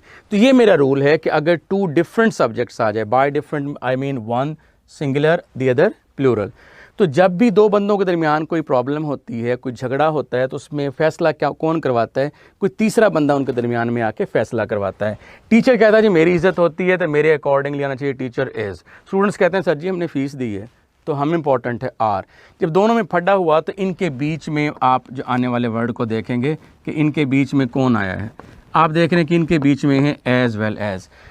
एज़ वेल एज़ कहता है कि जब भी मैं आ जाऊं तो फिर मेरी बात मानेंगे। तो एज़ वेल एज़ का फैसला ये है जब भी टू डिफरेंट वर्ड्स के दरमियान, डिफरेंट से मुराद एक सिंगुलर और एक प्लूरल, जब भी टू डिफरेंट वर्ड्स के दरमियान एज़ वेल एज़ आ जाए तो आगे चलकर वर्ब और helping verb subject word number 1 के अकॉर्डिंगली आएगा। यानी कि इज़ तो आ सकता है लेकिन आर नहीं आ सकता। अब आप कहेंगे कि सर आपने रूल बताया कि जब भी दो different words as well as के साथ जॉइन हो तो पहले वाले वर्ड के अकॉर्डिंगली वर्ब और हेल्पिंग वर्ब आ जाएगा, और पहले वाला वर्ड था द टीचर, सिंगुलर था, वर्ब और हेल्पिंग वर्ब भी सिंगुलर यूज़ कर दिया। सिंगुलर वर्ब से मुराद इज़ है, आर नहीं है। बिल्कुल ठीक है। यहाँ से मिसअंडरस्टैंड ना करें बात को कि सर क्या एज़ वेल एज़ से पहले वाला वर्ड हमेशा हमेशा सिंगुलर होगा? आई से नो। एज़ वेल एज़ से पहले वाला वर्ड सिंगुलर भी हो सकता है, प्लूरल भी हो सकता है। फॉर एग्जाम्पल अगर ये सेंटेंस यूं होता, the students as well as the teacher is या are busy. My question is who is or are busy? तो आप कहेंगे the students as well as the teacher. अब who का आंसर देने वाला वर्ड ये सब्जेक्ट वर्ड नंबर 1 है और प्लूरल है, और ये आपके पास सब्जेक्ट वर्ड नंबर 2 है और सिंगुलर है। जब भी टू डिफरेंट वर्ड, डिफरेंट से मुराद एक सिंगुलर दूसरा प्लूरल, पहला प्लूरल दूसरा सिंगुलर, जब भी ये एज वेल एज के साथ ज्वाइन होंगे तो आगे चलकर वर्ब और हेल्पिंग वर्ब एज से पहले वाले वर्ड के अकॉर्डिंगली होगा। अब एज से पहले वाला वर्ड प्लूरल है तो वर्ब और हेल्पिंग वर्ब भी प्लूरल आएगा, and by plural helping verb I mean are not is. तो प्लूरल वर्ब आर है, इज नहीं है। अब आपको सम अप करके देता हूँ इस रूल को, और वो ये है कि एज़ वेल एज़ के साथ जब भी टू वर्ड्स ज्वाइन हों तो एक चीज़ कांस्टेंट है, आप साइंस के स्टूडेंट्स हैं, और एक चीज़ वेरिएबल है। कांस्टेंट क्या है कि आपको वर्ब और helping verb as well as से पहले वाले वर्ड के अकॉर्डिंगली यूज़ करना, ये कांस्टेंट है। वेरिएबल क्या है कि एज़ वेल एज़ से पहले वाला वर्ड सिंगुलर भी हो सकता है, प्लूरल भी हो सकता है। अगर सिंगुलर सब्जेक्ट हो एज़ वेल एज़ से पहले तो आगे वर्ब भी सिंगुलर आएगा। एज़ वेल एज़ से पहले वाला वर्ड प्लूरल हो तो वर्ब और हेल्पिंग वर्ब भी प्लूरल आएगा। और मैं बता चुका हूँ सिंगुलर और प्लूरल वर्ब और हेल्पिंग वर्ब क्या होते हैं। Singular subject singular verb, plural subject plural verb, जैसा सब्जेक्ट वैसा वर्ब, जैसी मुँह वैसी चपेट, right. Then you have to decide then and there as well as से पहले। अब अगला क्वेश्चन आपका ये होगा कि सर आपने बताया कि पहला रूल आपने बताया सब्जेक्ट वर्ब एग्रीमेंट होना चाहिए, सब्जेक्ट सिंगुलर तो वर्ब और हेल्पिंग वर्ब भी सिंगुलर। दूसरा रूल अब आप बता रहे हैं कि there should be an agreement between subject word and verb और हेल्पिंग वर्ब। जब सब्जेक्ट वर्ड 2 हों, एक सिंगुलर एक प्लूरल, तो फिर वर्ब और वर्ब हेल्पिंग वर्ब आपने बता दिया कि एज़ वेल एज़ से पहले वाले वर्ड के अकॉर्डिंगली आएगा। एज़ वेल एज़ से पहले वाला सिंगुलर भी हो सकता है, प्लूरल भी हो सकता है। क्लियर होगी बात। एक बात और बता दें कि सर एज़ वेल एज़ के अलावा भी कुछ वर्ड्स हैं कि जिन पर ये रूल अप्लाई होगा, पहले वाला सब्जेक्ट। जिस तरह से एज़ वेल एज़ आ जाए तो पहले वाला वर्ड आपका सब्जेक्ट होगा, उसके अकॉर्डिंगली वर्ब और हेल्पिंग वर्ब यूज़ करना है। तो एज़ वेल एज़ के अलावा भी कोई वर्ड्स हैं? Yes, there is a list of these words, there is a list of these words, और वो ये हैं। Agreement between subject word number 1 and verb or helping verb. Use verb or helping verb according to the subject word 1 if two subject words are joined by any one of the following. Two subject words का मतलब क्या है? एक singular दूसरा plural, या पहला plural दूसरा singular. तो एज वेल एज तो आपने देख लिया था, इसमें 3 तो आप समझ लें विधवाएँ हैं जिनमें विद आएगा, with, along with, together with, as well as, besides, except, of, not, but. Including, excluding, consisting, comprising, containing, keeping, possessing, having, in addition to. इनमें से कोई भी वर्ड आ जाए तो वर्ब और हेल्पिंग वर्ब इनसे पहले वाले वर्ड के अकॉर्डिंगली आप यूज़ करेंगे, राइट। एग्जाम्पल अगर आपको दूं, फॉर एग्जाम्पल आप कहते हैं सर आप ऑफ के साथ एग्जाम्पल दे दें। फॉर एग्जाम्पल इस तरह से, one of the students is absent. अब आप देखें, वन आपका सब्जेक्ट नंबर 1 है और स्टूडेंट्स आपका सब्जेक्ट वर्ड नंबर 2 है। ज्वाइन हुए ये ऑफ से, तो 1 से, ऑफ से पहले वाला वर्ड क्या है? 1, तो 1 के साथ आपने देखा कि इज़ आया है, ठीक है। तो इनमें से कोई भी वर्ड, उनकी एग्जांपल्स मैं आपके साथ करूंगा। देखें, द नेशन, रूल हमारा है कि पहले वाले वर्ड के अकॉर्डिंगली वर्ब और हेल्पिंग वर्ब आना चाहिए। The national sales report, my question is what the national sales report. What का आंसर देने वाला वर्ड क्या होता है जब सेंटेंस के स्टार्ट में आए तो वो सब्जेक्ट होता है। और ये सब्जेक्ट रिपोर्ट सिंगुलर है कि प्लूरल है? Of course the national sales report, report singular होता है, रिपोर्ट्स प्लूरल होता है, और ये सिंगुलर है।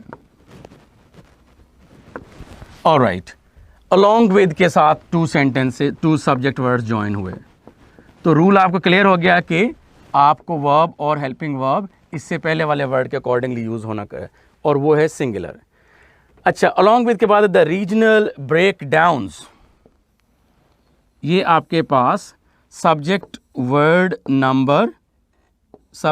नंबर 2 है और प्लूरल है। तो जब भी two different words along with के साथ ज्वाइन हो, with, along with, together with, तो वर्ब और हेल्पिंग वर्ब पहले वाले वर्ड के अकॉर्डिंगली आएगा, यानी कि रिपोर्ट के अकॉर्डिंगली आएगा। अच्छा, आप कहेंगे सर ये इसमें यू भी आ गया, तो रिपोर्ट आपका सब्जेक्ट है। आपने एक और चीज़ बता दूं कि कॉमा से लेकर, ये जो कॉमा है, कॉमा से लेकर कॉमा तक सारे का सारा पार्ट नॉन इसेंशियल होता है। इसको सेंटेंस निकाल भी दें तो कोई फ़र्क नहीं पड़ता। जैसे जिस रूम में आप बैठे हैं, अगर सपोज 50 स्टूडेंट्स बैठे हैं और चेयर जो है 55 चेयर्स हैं, तो बाकी 5 चेयर्स को आप रूम से निकाल के बाहर भी फेंक देंगे तो कोई इशू नहीं है। वो एडिशनल होता है कि कोई आ जाए तो ठीक है। तो ये एडिशनल पार्ट है, कॉमा से लेकर कॉमा तक ये डिस्ट्रैक्शन होती है सेंटेंस को लंबा करने के लिए, ताकि आप बेसिक रूल भूल जाएं अपना अलोंग विद वाला। आपने बस ये याद रख लेना कि कॉमा से पहले वाला वर्ड, कॉमा से लेकर कॉमा तक नॉन एसेंशियल, ये आपने काटा। दोबारा पढ़ें, the national sales report was sent या वर सेंट, तो आप कहेंगे सर यहाँ वॉज आना चाहिए था, वर नहीं आना चाहिए था। Like this, there should be an agreement between subject word 1 and verb और helping verb जब along with आ जाए तो। is that clear? alright जी, अब आपके साथ मैं डिस्कस करूंगा टेक्सचुअल सपोर्ट। आपकी एफएससी की टेक्स्ट बुक से जो क्वेश्चंस आए हैं, for example the Gulistan as one of the Bibles of the world is. अब आपके पास एक सब्जेक्ट है 1 और ऑफ के साथ ये ज्वाइन हुए हैं, और इसके बाद है Bibles, one of the Bibles, तो यहां पर क्या आएगा? आर नहीं आएगा बल्कि इज आएगा। जिस तरह मैंने आपको एग्जांपल दी थी, one of the students is absent, right. इसके बाद टेक्सचुअल सपोर्ट की आपको एग्जांपल दी। इसकी सेकंड एग्जांपल देखें कि रूल हमारा वही चल रहा है कि with, along with, together with, as well as, beside, except, of, इनके साथ जब वर्ड ज्वाइन हो तो पहले वाला वर्ड। अब आपके पास एक सब्जेक्ट है जी ऑल, और दूसरा है द पर्शियन स्लेव, और ये दरमियान में आया जी एक्सेप्ट। जब भी, अब आपने देखा कि ऑल जो है ये प्लूरल है और स्लेव जो है ये सिंगुलर है। तो हमने कहा कि जब भी with, along with, together with, as well as, beside, except आ जाए तो पहले वाले वर्ड के अकॉर्डिंगली यूज करेंगे। पहले वाला वर्ड क्या है? ऑल, तो ऑल यहां पर क्या आना चाहिए था फिर? वॉज की बजाय वर, क्योंकि वॉज सिंगुलर है और वर प्लूरल है। ऑल वर काम, राइट। इस तरह से थर्ड एग्जांपल करते हैं, a reference to captain. A reference to captain. अब आपके पास 2 ऑप्शंस हैं। देखें, रूल पढ़ाने का एक अलग तरीका है, सीखने का एक अलग तरीका है, और एग्ज़ाम में एंट्रेंस टेस्ट में क्वेश्चन अटेम्प्ट करने का एक अलग अप्रोच है। एक तो पढ़ाते वक्त रूल है कि जब भी 2 डिफरेंट वर्ड्स के दरमियान, 2 डिफरेंट सब्जेक्ट वर्ड्स के दरमियान with, along with, together with, as well as, beside, except, of आ जाए तो पहले वाले वर्ड के अकॉर्डिंगली वर्ब और हेल्पिंग वर्ब यूज़ करेंगे। दूसरा, मैंने अभी आपको पिछली एग्जाम्पल में बताया कि कॉमा से लेकर कॉमा तक नॉन एसेंशियल पार्ट है। ये आपके पास है जी कॉमा, और ये ख़त्म कहाँ पर हो रहा है, यहाँ पर। तो मैंने कहा कॉमा से कॉमा नॉन एसेंशियल पार्ट है, ये डिस्ट्रैक्शन होती है। तो अब आप इसको रिमूव करके पढ़ लें। A reference to the captain was या वर, ये रॉन्ग है और ये वॉज आना चाहिए था यहाँ पर, ठीक है, लाइक दिस। किस वजह से, आ रेफरेंस की वजह से। मैंने आपको बताया कि कॉमा से लेकर कॉमा तक नॉन एसेंशियल पार्ट है, ठीक है, तो ये उसकी आपको रेफरेंस बता दिया। या अब आप उस तरह कर ले, एज वेल एज वाला तो पिछले तीनों एग्जाम्पल्स में मैंने करवाया है, इसलिए मैंने एग्जाम सॉल्विंग टेक्निक आपके साथ यूज़ की है, राइट। नेक्स्ट एग्जाम्पल देखते हैं, China. With along with rule याद रह जाए या मेरा शॉर्टकट याद रह जाए। शॉर्टकट मेरा क्या था कि कॉमा से लेकर कॉमा तक नॉन एसेंशियल पार्ट होता है, सेंटेंस पढ़ने की ज़रूरत नहीं है, आपने ये काटा और यहाँ से आप आ जाएं। अब चाइना, चाइना सिंगुलर है और इसके साथ वर्ब और हेल्पिंग वर्ब।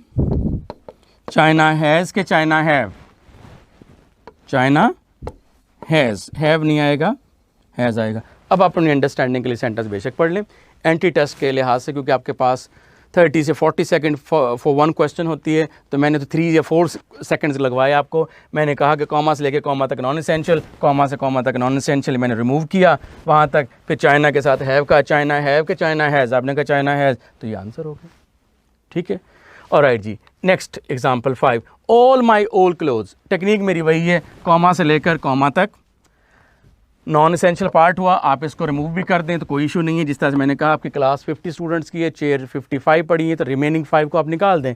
ये रिमेनिंग 5 को आपने निकाल दिया, तो अब आप ये पढ़ लें कि all my old clothes, all my old clothes, ये सिंगुलर है कि प्लूरल है, ऑफ कोर्स प्लूरल है, तो इसके साथ वॉज आएगा या वर आएगा, वॉज नहीं आएगा बल्कि वर आएगा, ये आंसर हो गया। एग्जाम सॉल्विंग टेक्निक शॉर्टकट आपके पास ये है, कॉमा से लेकर कॉमा तक नॉन एसेंशियल पार्ट उसको रिमूव कर दें, उससे पहले वाला जो भी वर्ड है वो सिंगुलर भी हो सकता है, प्लूरल भी हो सकता है। वन थिंग इज़ कांस्टेंट कि कॉमा से पहले वाला वर्ड यूज़ करना है। One thing is variable, comma से पहले वाला सिंगुलर भी हो सकता है, कॉमा से पहले वाला प्लूरल भी हो सकता है। तो all my old clothes including a coat were sent to rummage sale, the author and the angels and the others, last वाला शॉर्ट स्टोरी वाला जो आपकी बुक है उसका लास्ट लेसन है 15th। Example number 7, a black leather pocket book, a black leather pocket book। मैं अब आपको रूल्स पढ़ाने के बाद एग्जाम सॉल्विंग टेक्निक्स बता रहा हूँ। ये देखें, ये बताएं कि ये सिंगुलर है कि प्लूरल है। ऑफ कोर्स ये सिंगुलर है। अच्छा, ये है क्या, सब्जेक्ट है। कैसे पता सब्जेक्ट है, व्हाट के साथ क्वेश्चन कर लें अपने आप से, व्हाट का आंसर देने वाला word, black leather pocket book, pocket book purse को कहते हैं। अच्छा, मैंने अभी आपको पिछले एग्जांपल में कॉमा से कॉमा नॉन एसेंशियल, कॉमा से कॉमा नॉन एसेंशियल, कॉमा से कॉमा नॉन एसेंशियल, तो कॉमा से पहले वाला वर्ड यूज़ कर लें, यानी कॉमा एक डिस्ट्रैक्शन हुई। दूसरी डिस्ट्रैक्शन आपकी आईएनजी वाली फॉर्म है। यहाँ पर आप देख रहे हैं कंटेनिंग, एक या तो रूल याद कर लें कि कंटेनिंग, कंप्राइजिंग, कीपिंग, इनसे पहले वाला वर्ड सिंगुलर है, या आप ये कह लें कि कॉमा से कॉमा नॉन एसेंशियल, इसी तरीके से आईएनजी से लेके containing 500 shillings and some business papers, I N G form से लेके वर्ब और हेल्पिंग वर्ब तक वो सारा हिस्सा एडिशनल है, आप उसको रिमूव भी कर दें। तो अब देखें, यहाँ से पढ़ें, अ ब्लैक लेदर पॉकेट बुक, ये आपने कहा ये सिंगुलर है, तो यहाँ पर क्या आना चाहिए था, वॉज लॉस्ट के वर लॉस्ट, तो आपने कहा वॉज लॉस्ट।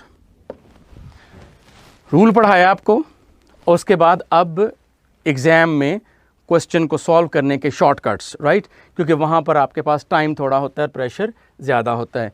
एग्जाम्पल नंबर 7, अब आपको लग रहा है कि आपने जब एफएससी में पढ़ा था तो कितनी एक बहुत पूरी दुनिया थी जिससे आप बिल्कुल अनअवेयर रहे।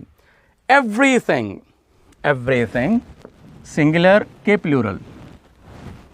My question is what.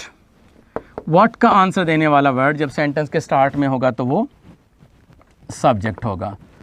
और ये एवरीथिंग सिंगुलर है कि प्लूरल है? आपने कहा कि सिंगुलर है। ये जैसे मैंने रूल समझाया था वो टेक्निक अपना रहा हूँ। अच्छा, उसके बाद ये सिंगुलर है। टुगेदर विद, ये इनके दरमियान में जॉइन हो गया। When two different words are joined by with, along with, together with. Other matters, other matters आपके पास, ये आपके पास सब्जेक्ट वर्ड नंबर 2 हो गया, ये सब्जेक्ट वर्ड नंबर 2 हो गया और प्लूरल हो गया। अब ये वाला हिस्सा नॉन एसेंशियल हो गया। That I may have forgotten, right. तो इतना लंबा चौड़ा करने के बजाय आपके पास वही रूल ठीक नहीं था कि कॉमा से लेकर कॉमा तक सारा नॉन एसेंशियल, तो एवरीथिंग हैज़ बीन नोटेड या एवरीथिंग हैव बीन नोटेड, तो एवरीथिंग हैज़ बीन नोटेड आना चाहिए था। ये रॉन्ग। सही चमत्कार है ना आपके पास। रूल अपनी जगह मौजूद हैं, मैं आपको लिखवाता जाऊँ, आप लिखते जाएं। बुक्स, इंटरनेट, सारे के सारे they replete with the stuff like this, भरा पड़ा है रूल से। आप याद करें, रट्टा मारें, आप कहते हैं याद नहीं होता। कुछ लोग कहते हैं इंग्लिश पढ़े ना पढ़ें एक जैसी, ऐसा नहीं है। व्हेन एंट्रेंस टेस्ट में अगर ये आपके पास इंग्लिश है तो there is a method in this madness, right. तो ये एक टेक्निक है, टेक्निक आप सीख लेंगे तो फिर नो प्रॉब्लम, राइट। तो यहाँ आपने ये एक और एग्जाम्पल देखी अपनी टेक्स्ट बुक से।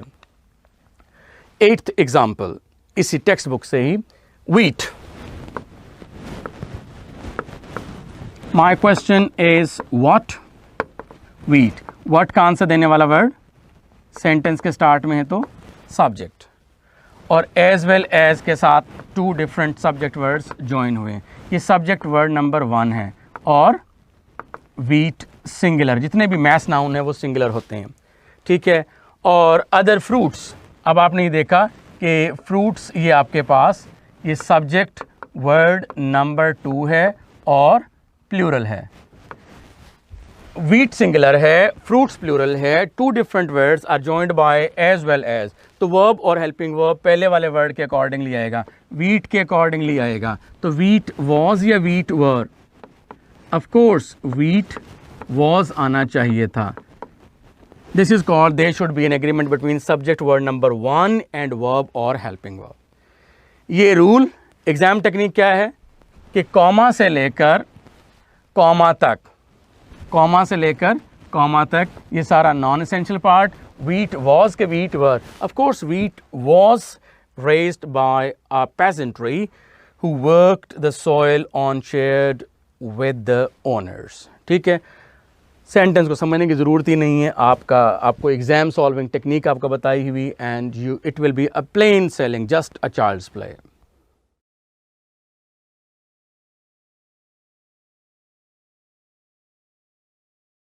Alright students, now we are discussing rule number 4. पहला रूल बताया आपको, there should be an agreement between subject and verb or helping verb. Second rule बताया there should be an agreement between subject number 1 and verb or helping verb. Third rule बताया कि there should be an agreement between subject word number 2 and verb or helping verb. Fourth rule है कि जब 2 subject words and के साथ join हों तो वो सिंगुलर भी हो सकते हैं, प्लूरल भी हो सकते हैं। and के साथ join होने वाली 2 entirely different things, एंड के साथ ज्वाइन होने वाली 2 इंटायरली डिफरेंट थिंग एक सिंगल चीज़ को भी रिप्रेजेंट कर सकती हैं। 2 सिंगुलर चीज़ें अगर एंड के साथ ज्वाइन हो तो उनके बाद वर्ब और हेल्पिंग वर्ब सिंगुलर भी आ सकता है, प्लूरल भी आ सकता है। यानी कि वो सिंगुलर भी हो सकती हैं और प्लूरल भी। कैसे? साइंटिफिकली अगर आपको प्रूव करूं तो वो इस तरह से, आपने पढ़ा है कि 2H2 प्लस O2। अब आप ये देखें कि ये हाइड्रोजन है, ये ऑक्सीजन है, इंटायरली डिफरेंट हेट्रोजेनस एलिमेंट्स हैं, लेकिन ये दोनों इकट्ठे हुए तो क्या बना? 2H2O। अब 2H2O वाटर सिंगुलर है कि प्लूरल है? सिंगुलर।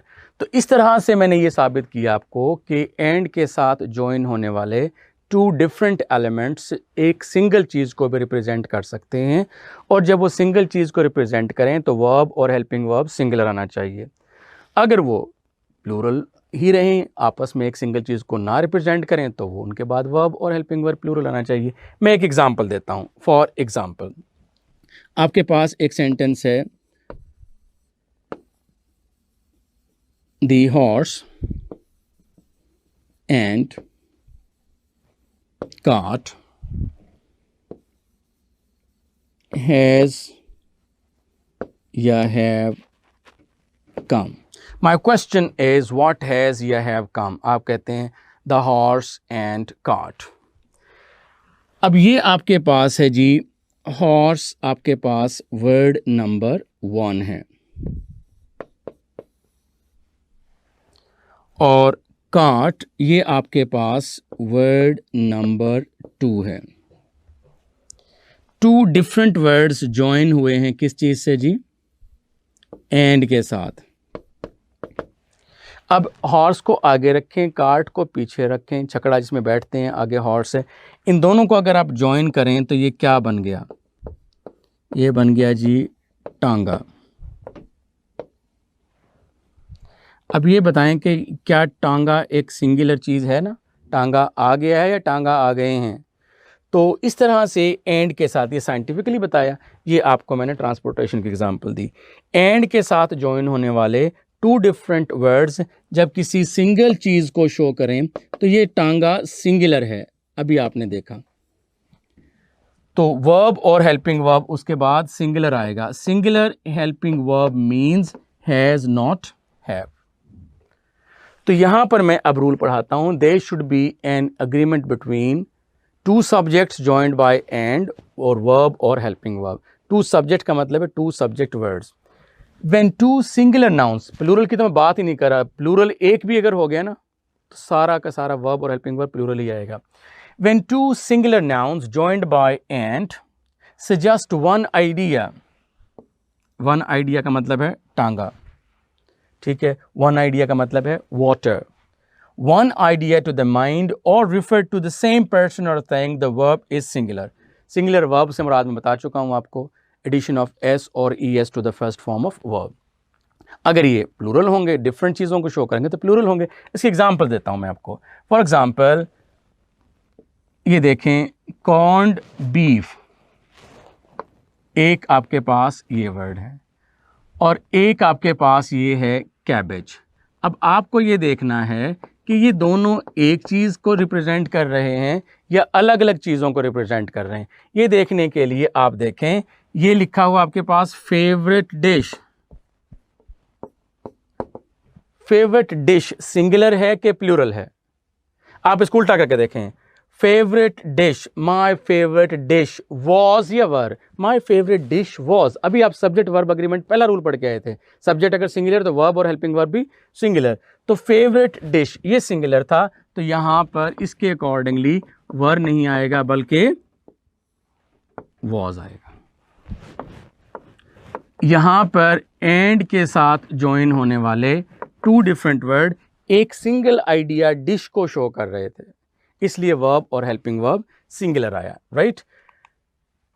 और राइट जी, इसके बाद अगर 2 singular nouns joined by and require a plural nouns, plural verb और हेल्पिंग वर्ब, कब? When they present 2 different persons और थिंग्स, तो जाहिर उनके बाद वर्ब और हेल्पिंग वर्ब प्लूरल आएगा। जब यानी कि एंड के साथ ज्वाइन होने वाली 2 सिंगल चीज़ें एक हो ही ना सकें, आग और पानी का वैर उनके अंदर हो। फॉर एग्जांपल ये देखें, एक वर्ड आपके पास है फायर, दूसरा वर्ड है आपके पास वाटर। अब ये दोनों के दोनों वर्ड्स सिंगुलर हैं, ये भी सिंगुलर है और ये भी सिंगुलर है।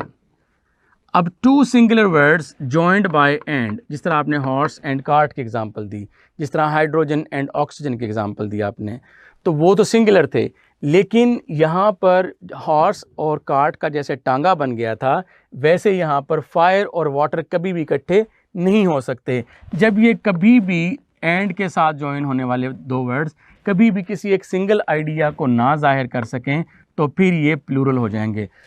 दो ऐसे सिंगुलर वर्ड जो एंड के साथ ज्वाइन होने के बावजूद इकट्ठे ना हो सकें, अलग अलग ही रहें, अलग अलग प्लूरल होता है, इसलिए वहाँ पर हेल्पिंग वर्ब भी प्लूरल आना चाहिए। By plural helping verb I do not mean does, I mean do. ठीक है, इसी तरीके से आप देखें, अ कार ये एक वर्ड हुआ और बाइक ये दूसरा वर्ड हुआ, एंड के साथ ज्वाइन हुए। अच्छा, माई मीन्स ऑफ ट्रांसपोर्टेशन, अब ये मीन्स ऑफ ये हुआ। अब आपने ये देखना है, आप कहते हैं कि सर वैसे समझ नहीं आई कि एंड के साथ सिंगुलर, एंड के साथ प्लूरल। इसमें एक क्लू आपको दे देता हूँ, एक लीड आपको देता हूँ, वो ये है कि एंड के साथ ज्वाइन होने वाले दो डिफरेंट वर्ड, एक कार डिफरेंट है, बाइक डिफरेंट है। इनसे पहले आर्टिकल एक कितनी दफ़ा आया है? 2 दफ़ा, तो 2 प्लूरल होता है, और वर्ब और हेल्पिंग वर्ब भी प्लूरल आएगा। तो यहाँ पर क्या आएगा, इसकी बजाय यहाँ पर क्या आना चाहिए था? आर। वहाँ पर आपने देखा था the horse and cart, the एक दफ़ा आया था। तो आर्टिकल या कोई भी डिटर्मिनर आपके लिए इसमें बड़ा हेल्पफुल हो सकता है। फॉर एग्ज़ाम्पल मैं आपको एग्ज़ाम्पल दूँ कि जब परवेज़ मुशर्रफ आर्मी चीफ भी था और प्रेसिडेंट ऑफ पाकिस्तान भी था, तो जब वो किसी सेरेमनी में आता तो अनाउंसमेंट होती थी, the president of Pakistan and chief of army staff has arrived. The president of Pakistan and chief of army staff general Pervez Musharraf. The एक दफ़ा आया है, the president of Pakistan and chief of army staff. Chief of army staff से पहले article the नहीं आया, the एक दफ़ा आया, इसका मतलब बंदा एक ही है। उसके बाद लोगों ने मुशर्रफ से कहा कि जी आप ये आर्मी चीफ का ओहदा छोड़ें और सिविलियन प्रेसिडेंट बने। उसने जनरल अशफाक परवेज़ कियानी को चीफ ऑफ आर्मी स्टाफ बनाया। अब ये दोनों जब किसी सेरेमनी में जाते थे तो अनाउंसमेंट होती थी, the president of Pakistan and the chief of army staff have arrived. अब आर्टिकल द 2 दफ़ा है, इसका मतलब 2 अलग अलग बंदे हैं। ठीक है, I mean just this determiner, the use of article is going to help you in this context, right. आगे चलते हैं जी, एक्सेप्शन क्या है इसमें। अब बात यह है कि everything is not governed by rule. ठीक है, हर चीज़ अक्ल है महवे तमाशाए लबेबाम अभी हर चीज़ में अक्ल इस्तेमाल नहीं होती, हर चीज़ में रूल नहीं होती। अगर ये देखना हो कि ये रूल एप्लीकेबल है या नहीं है, तो आपको ये देखना है कि उसमें अगर एक्सेप्शन है तो ये इस चीज़ का सबूत है कि ये रूल ठीक है। जैसे नमाज़ पढ़ना हर मुसलमान मर्द औरत पर फ़र्ज़ है। एक बंदा पागल, आप उसको मारी जा रहे हैं कि नमाज़ क्यों नहीं पढ़ रहा, तो वो कहते हैं पागलों पे नहीं है। तो इस तरह से एक्सेप्शन जो है वो इंडोर्स करती है कि ये रूल ठीक है। तो कुछ स्टैंडर्ड एक्सप्रेशन हैं जिन पर आपने रूल अप्लाई नहीं करने, वो जैसे हैं वैसे ही रहेंगे, उनको मैं स्टैंडर्ड एक्सप्रेशन कहता हूँ, एक्सेप्शंस। और आप एक चीज़ याद रखिएगा, एंट्री टेस्ट में रूल्स रुल जाते हैं और एक्सेप्शंस रूल करती हैं। रूल्स रुल जाते हैं और एक्सेप्शंस रूल करती हैं, तो ये इंपॉर्टेंट है। Following are the standard expressions, they are fixed sayings which must be used as they are, जिस तरह वो हैं वैसे यूज़ करना है। time and tide wait for no man, ये करेक्ट है, इसमें कोई मिस्टेक नहीं है। 2 and 2 make 4, makes नहीं आएगा। slow and steady wins the race, win नहीं आएगा। इनमें कोई रूल नहीं है, कोई लॉजिक नहीं है, बस जैसे ये हैं वैसे हैं। ठीक है, अगर कोई मन घड़त है भी तो बहरहाल वो आई डोंट थिंक कि उसकी रेलेवेंस इसके साथ है, ये ऐसे ही रहेंगे। इन 3 को आप रट्टा मार लें। बाकी देखें, आप जितनी बात मैं मतलब लॉजिकली समझा सकता था वो समझा दी मैंने। ये ऐसे हैं, ऐसे ही रहेंगे, क्योंकि जनरल ट्रूथ जो होती है, यूनिवर्सल ट्रूथ्स होती हैं, उन पर कोई रूल अप्लाई नहीं होता। दे आर टाइमलेस ट्रूथ्स भी उनको कहते हैं हम।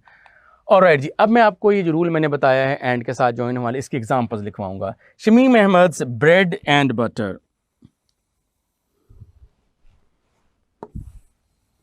शमीम अहमद का मक्खन और रोटी, या शमीम अहमद की लाइवलीहुड।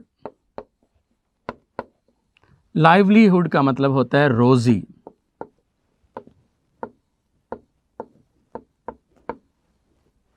सिंगुलर के प्लूरल। रोजी कमाना मुश्किल हो गया है या रोजी कमाना मुश्किल हो गए हैं, तो रोजी सिंगुलर है, वॉज आएगा, वर नहीं आएगा, राइट। तो आपने देखा कि ब्रेड एंड बटर, ये दोनों चीज़ें डिफरेंट हैं, एंड के साथ ज्वाइन हुई और एक सिंगल आइडिया को कन्वे कर रही हैं, इसलिए वर्ब और हेल्पिंग वर्ब भी सिंगुलर आया। लेकिन आप कहते हैं कि early in the morning the bread and the butter are delivered to the houses for breakfast. अब आपको पता नाश्ते के लिए रोज़ ही नहीं रहा, नाश्ते के लिए मक्खन और डबल रोटी होती हैं। तो अब इसमें हेल्प किस चीज़ से मिली? आर्टिकल द की रेपिटेशन से। The bread and the butter, and के साथ ज्वाइन होने वाले दो वर्ड ब्रेड और बटर में द रिपीट हुआ है, दो दफ़ा आया, दो प्लूरल होता है, वर्ब और हेल्पिंग वर्ब भी सिंगुलर ही होंगे। सेकंड एग्जांपल है आ जर्मन मास्टर एंड फ्रेंड। अब आप देखें कि एक वर्ड है जर्मन मास्टर और एक वर्ड है आपके पास फ्रेंड, ज्वाइन हुआ है जी ये एंड के साथ।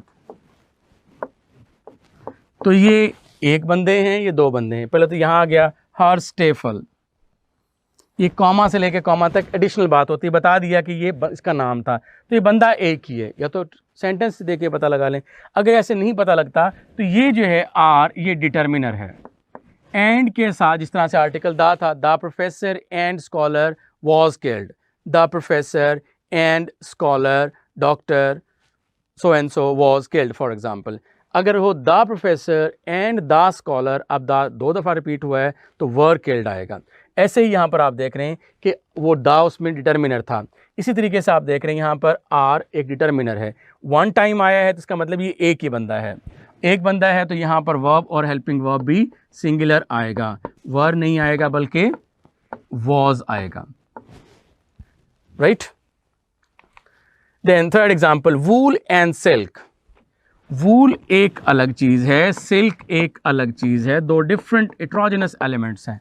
तो यहाँ पर वॉज नहीं आएगा बल्कि वर आएगा।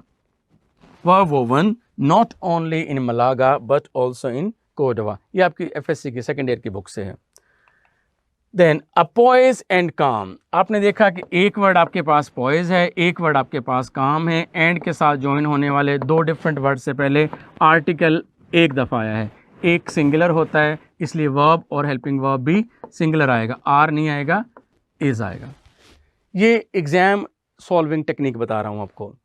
क्वेश्चन नंबर 5 में only Mrs towards name, name एक अलग चीज़ है और एड्रेस टेलीफोन नंबर एक अलग चीज़ है। दो डिफरेंट चीज़ें एंड के साथ ज्वाइन हुई तो वर्ब और हेल्पिंग वर्ब भी प्लूरल आना चाहिए था। वॉज नहीं आएगा, यहाँ पर वर आएगा। और आप मेरा लेक्चर अगर रिकॉल करें इंट्रोडक्शन टू ग्रामर, उसमें मैंने यही बताया था कि ओवरलैपिंग मिस्टेक होगी, सिंगुलर की जगह प्लूरल, प्लूरल की जगह सिंगुलर।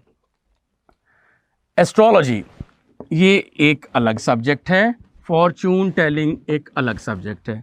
दो डिफरेंट वर्ड एंड के साथ ज्वाइन हों और किसी एक सिंगल आइडिया को कम्युनिकेट ना करें तो वो प्लूरल होंगे और उनके बाद वर्ब और हेल्पिंग वर्ब भी प्लूरल आना चाहिए था। इज नहीं आएगा, आर आएगा। ये ओवरलैपिंग की मिस्टेक है, ठीक है। सेवेंथ एग्जाम्पल है once a Persian slave, a Persian slave and once a Persian king and a slave। अब आप देखें एंड के साथ टू डिफरेंट वर्ड ज्वाइन हुए हैं, कौन कौन से? एक है पर्शियन किंग और दूसरा है स्लेव। अब आप देखें कि इनमें आर्टिकल एक कितनी दफ़ा रिपीट हुआ है? ये वन और ये टू, दो दफ़ा है, इसका मतलब दो बंदे हैं। दो बंदे हैं तो वर्ब और हेल्पिंग वर्ब भी प्लूरल आएगा, वॉज नहीं आएगा, वर आएगा। Clear?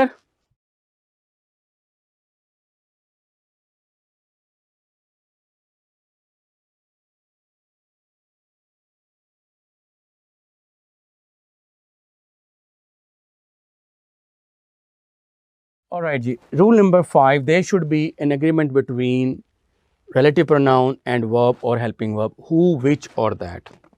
अब आपके पास मैं इसको एक डायग्रामेटिकली ऐसे एक्सप्लेन करूंगा कि देखें who,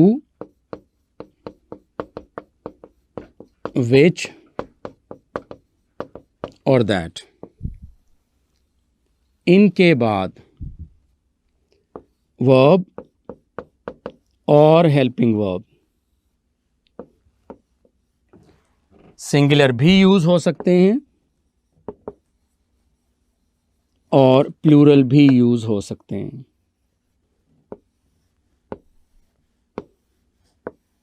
हु, विच और दैट के बाद वर्ब और हेल्पिंग वर्ब सिंगुलर भी यूज़ हो सकते हैं और प्लूरल भी यूज़ हो सकते हैं।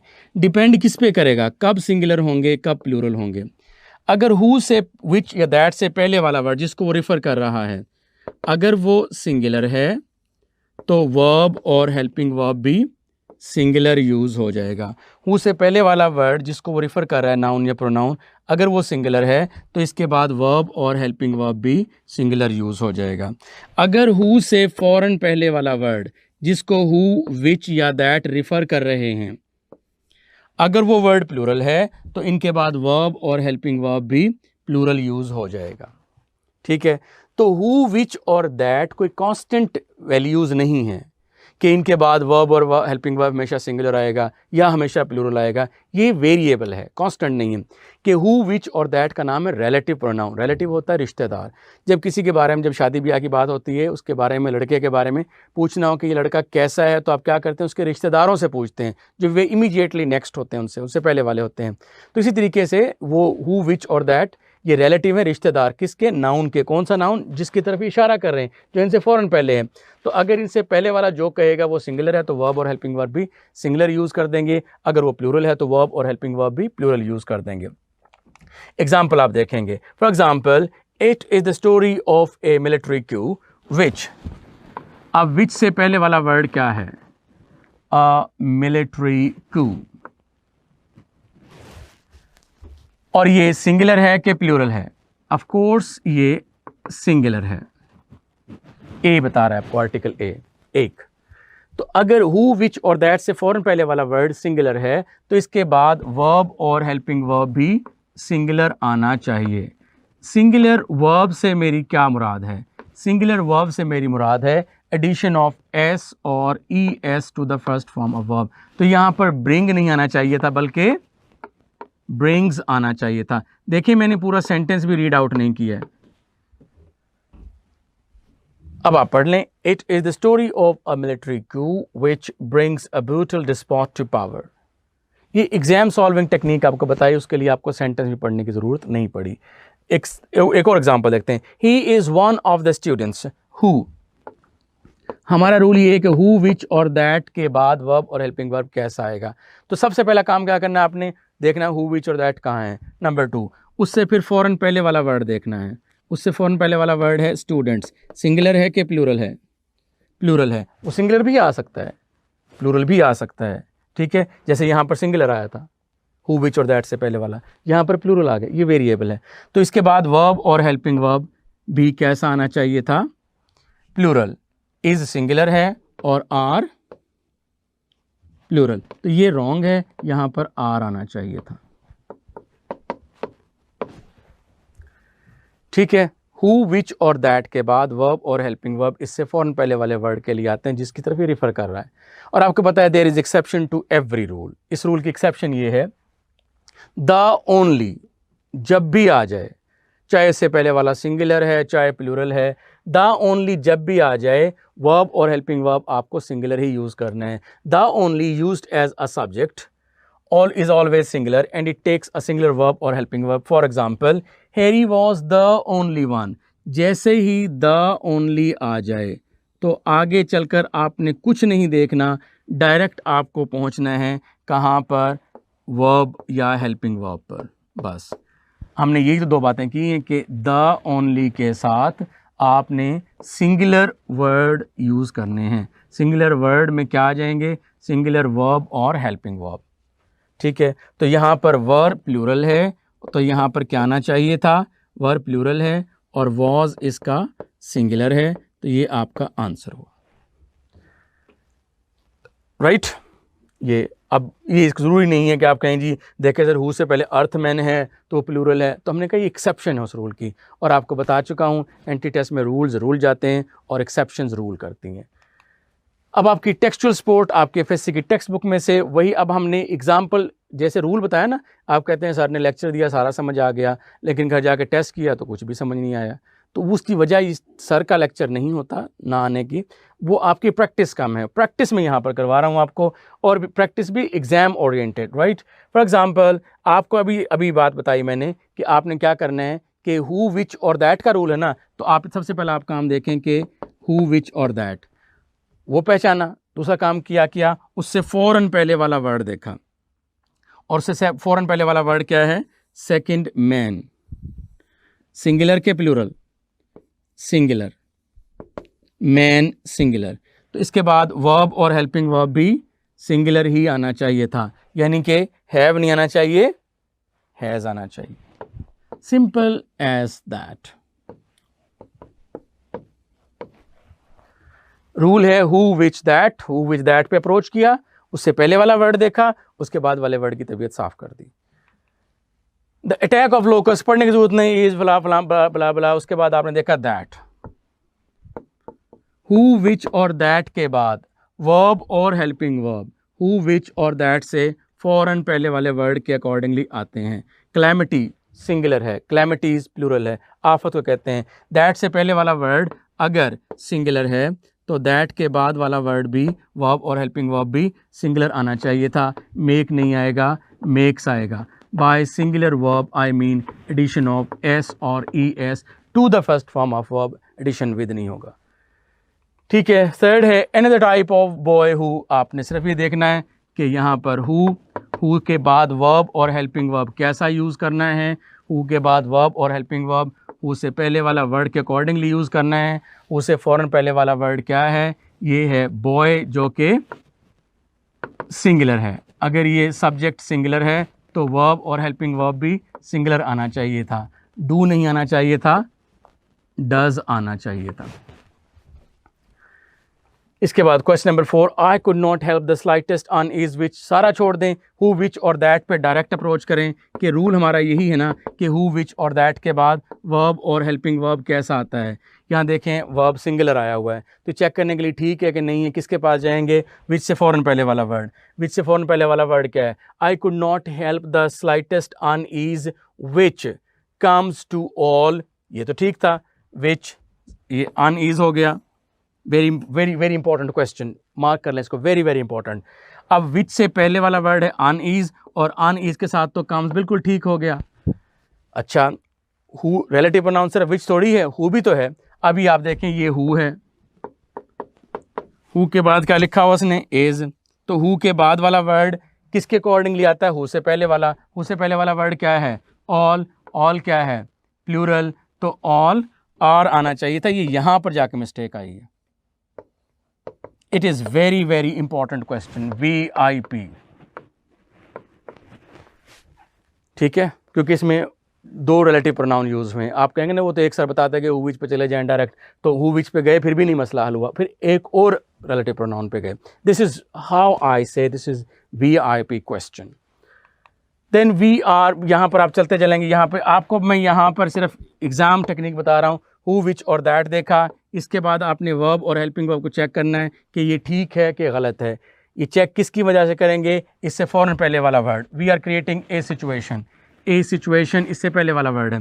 हु विच और दैट के बाद ये चेक करना हो कि वर्ब और हेल्पिंग वर्ब कैसा आएगा, उसके अकॉर्डिंग उससे पहले वाला वर्ड। उससे पहले वाला वर्ड क्या है? आ सिचुएशन। आ सिचुएशन सिंगुलर है, आ सिचुएशन सिंगुलर है, तो इसके बाद वर्ब भी सिंगुलर आना चाहिए। सिंगुलर वर्ब का मतलब क्या है? ये जो एनकरेज था, एनकरेज था उसके साथ एस या ES का addition. Encourages the poor to make war on the rich. ठीक होगी बात। क्वेश्चन नंबर 6 देखें, द कम्यून डील्स। ये देखें द कम्यून सिंगुलर है, इसलिए वर्ब की फर्स्ट फॉर्म के साथ एस का एडिशन यूज़ किया। ये बिल्कुल ठीक है। यहाँ पर ये आपका फर्स्ट रूल था, there should be an agreement between subject and verb with those peasants having wages that. अभी आप देखें हु विच और दैट के बाद वर्ब और हेल्पिंग वर्ब। हु विच और दैट के बाद वाला वर्ड सही है गलत है, ये देखने के लिए क्या करेंगे? इससे पहले वाले वर्ड के पास आएंगे। इससे पहले वाला वर्ड क्या है? वेजेस। वेजेस यहाँ पर इस पर्टिकुलर कॉन्टेक्स्ट में प्लूरल है, तो इज सिंगुलर है। इज का प्लूरल क्या होगा? Are, like this. ठीक है। Question number 7, once he raised a hand to touch the lowest of the swings that. ये आपके पास हु विच और दैट आ गया। हु विच और दैट के बाद वाला वर्ड करेक्ट है या इनकरेक्ट है, ये देखने के लिए आपको कहाँ जाना पड़ेगा? इससे फ़ौरन पहले वाले वर्ड के पास जाना पड़ेगा। इससे फ़ौरन पहले वाला वर्ड क्या है? स्विंग्स। स्विंग्स सिंगुलर है कि प्लूरल है? स्विंग्स प्लूरल है। हु विच और दैट से पहले वाला वर्ड अगर प्लूरल हो तो इसके बाद हेल्पिंग वर्ब भी प्लूरल आएगा। By plural helping verb I mean were not was.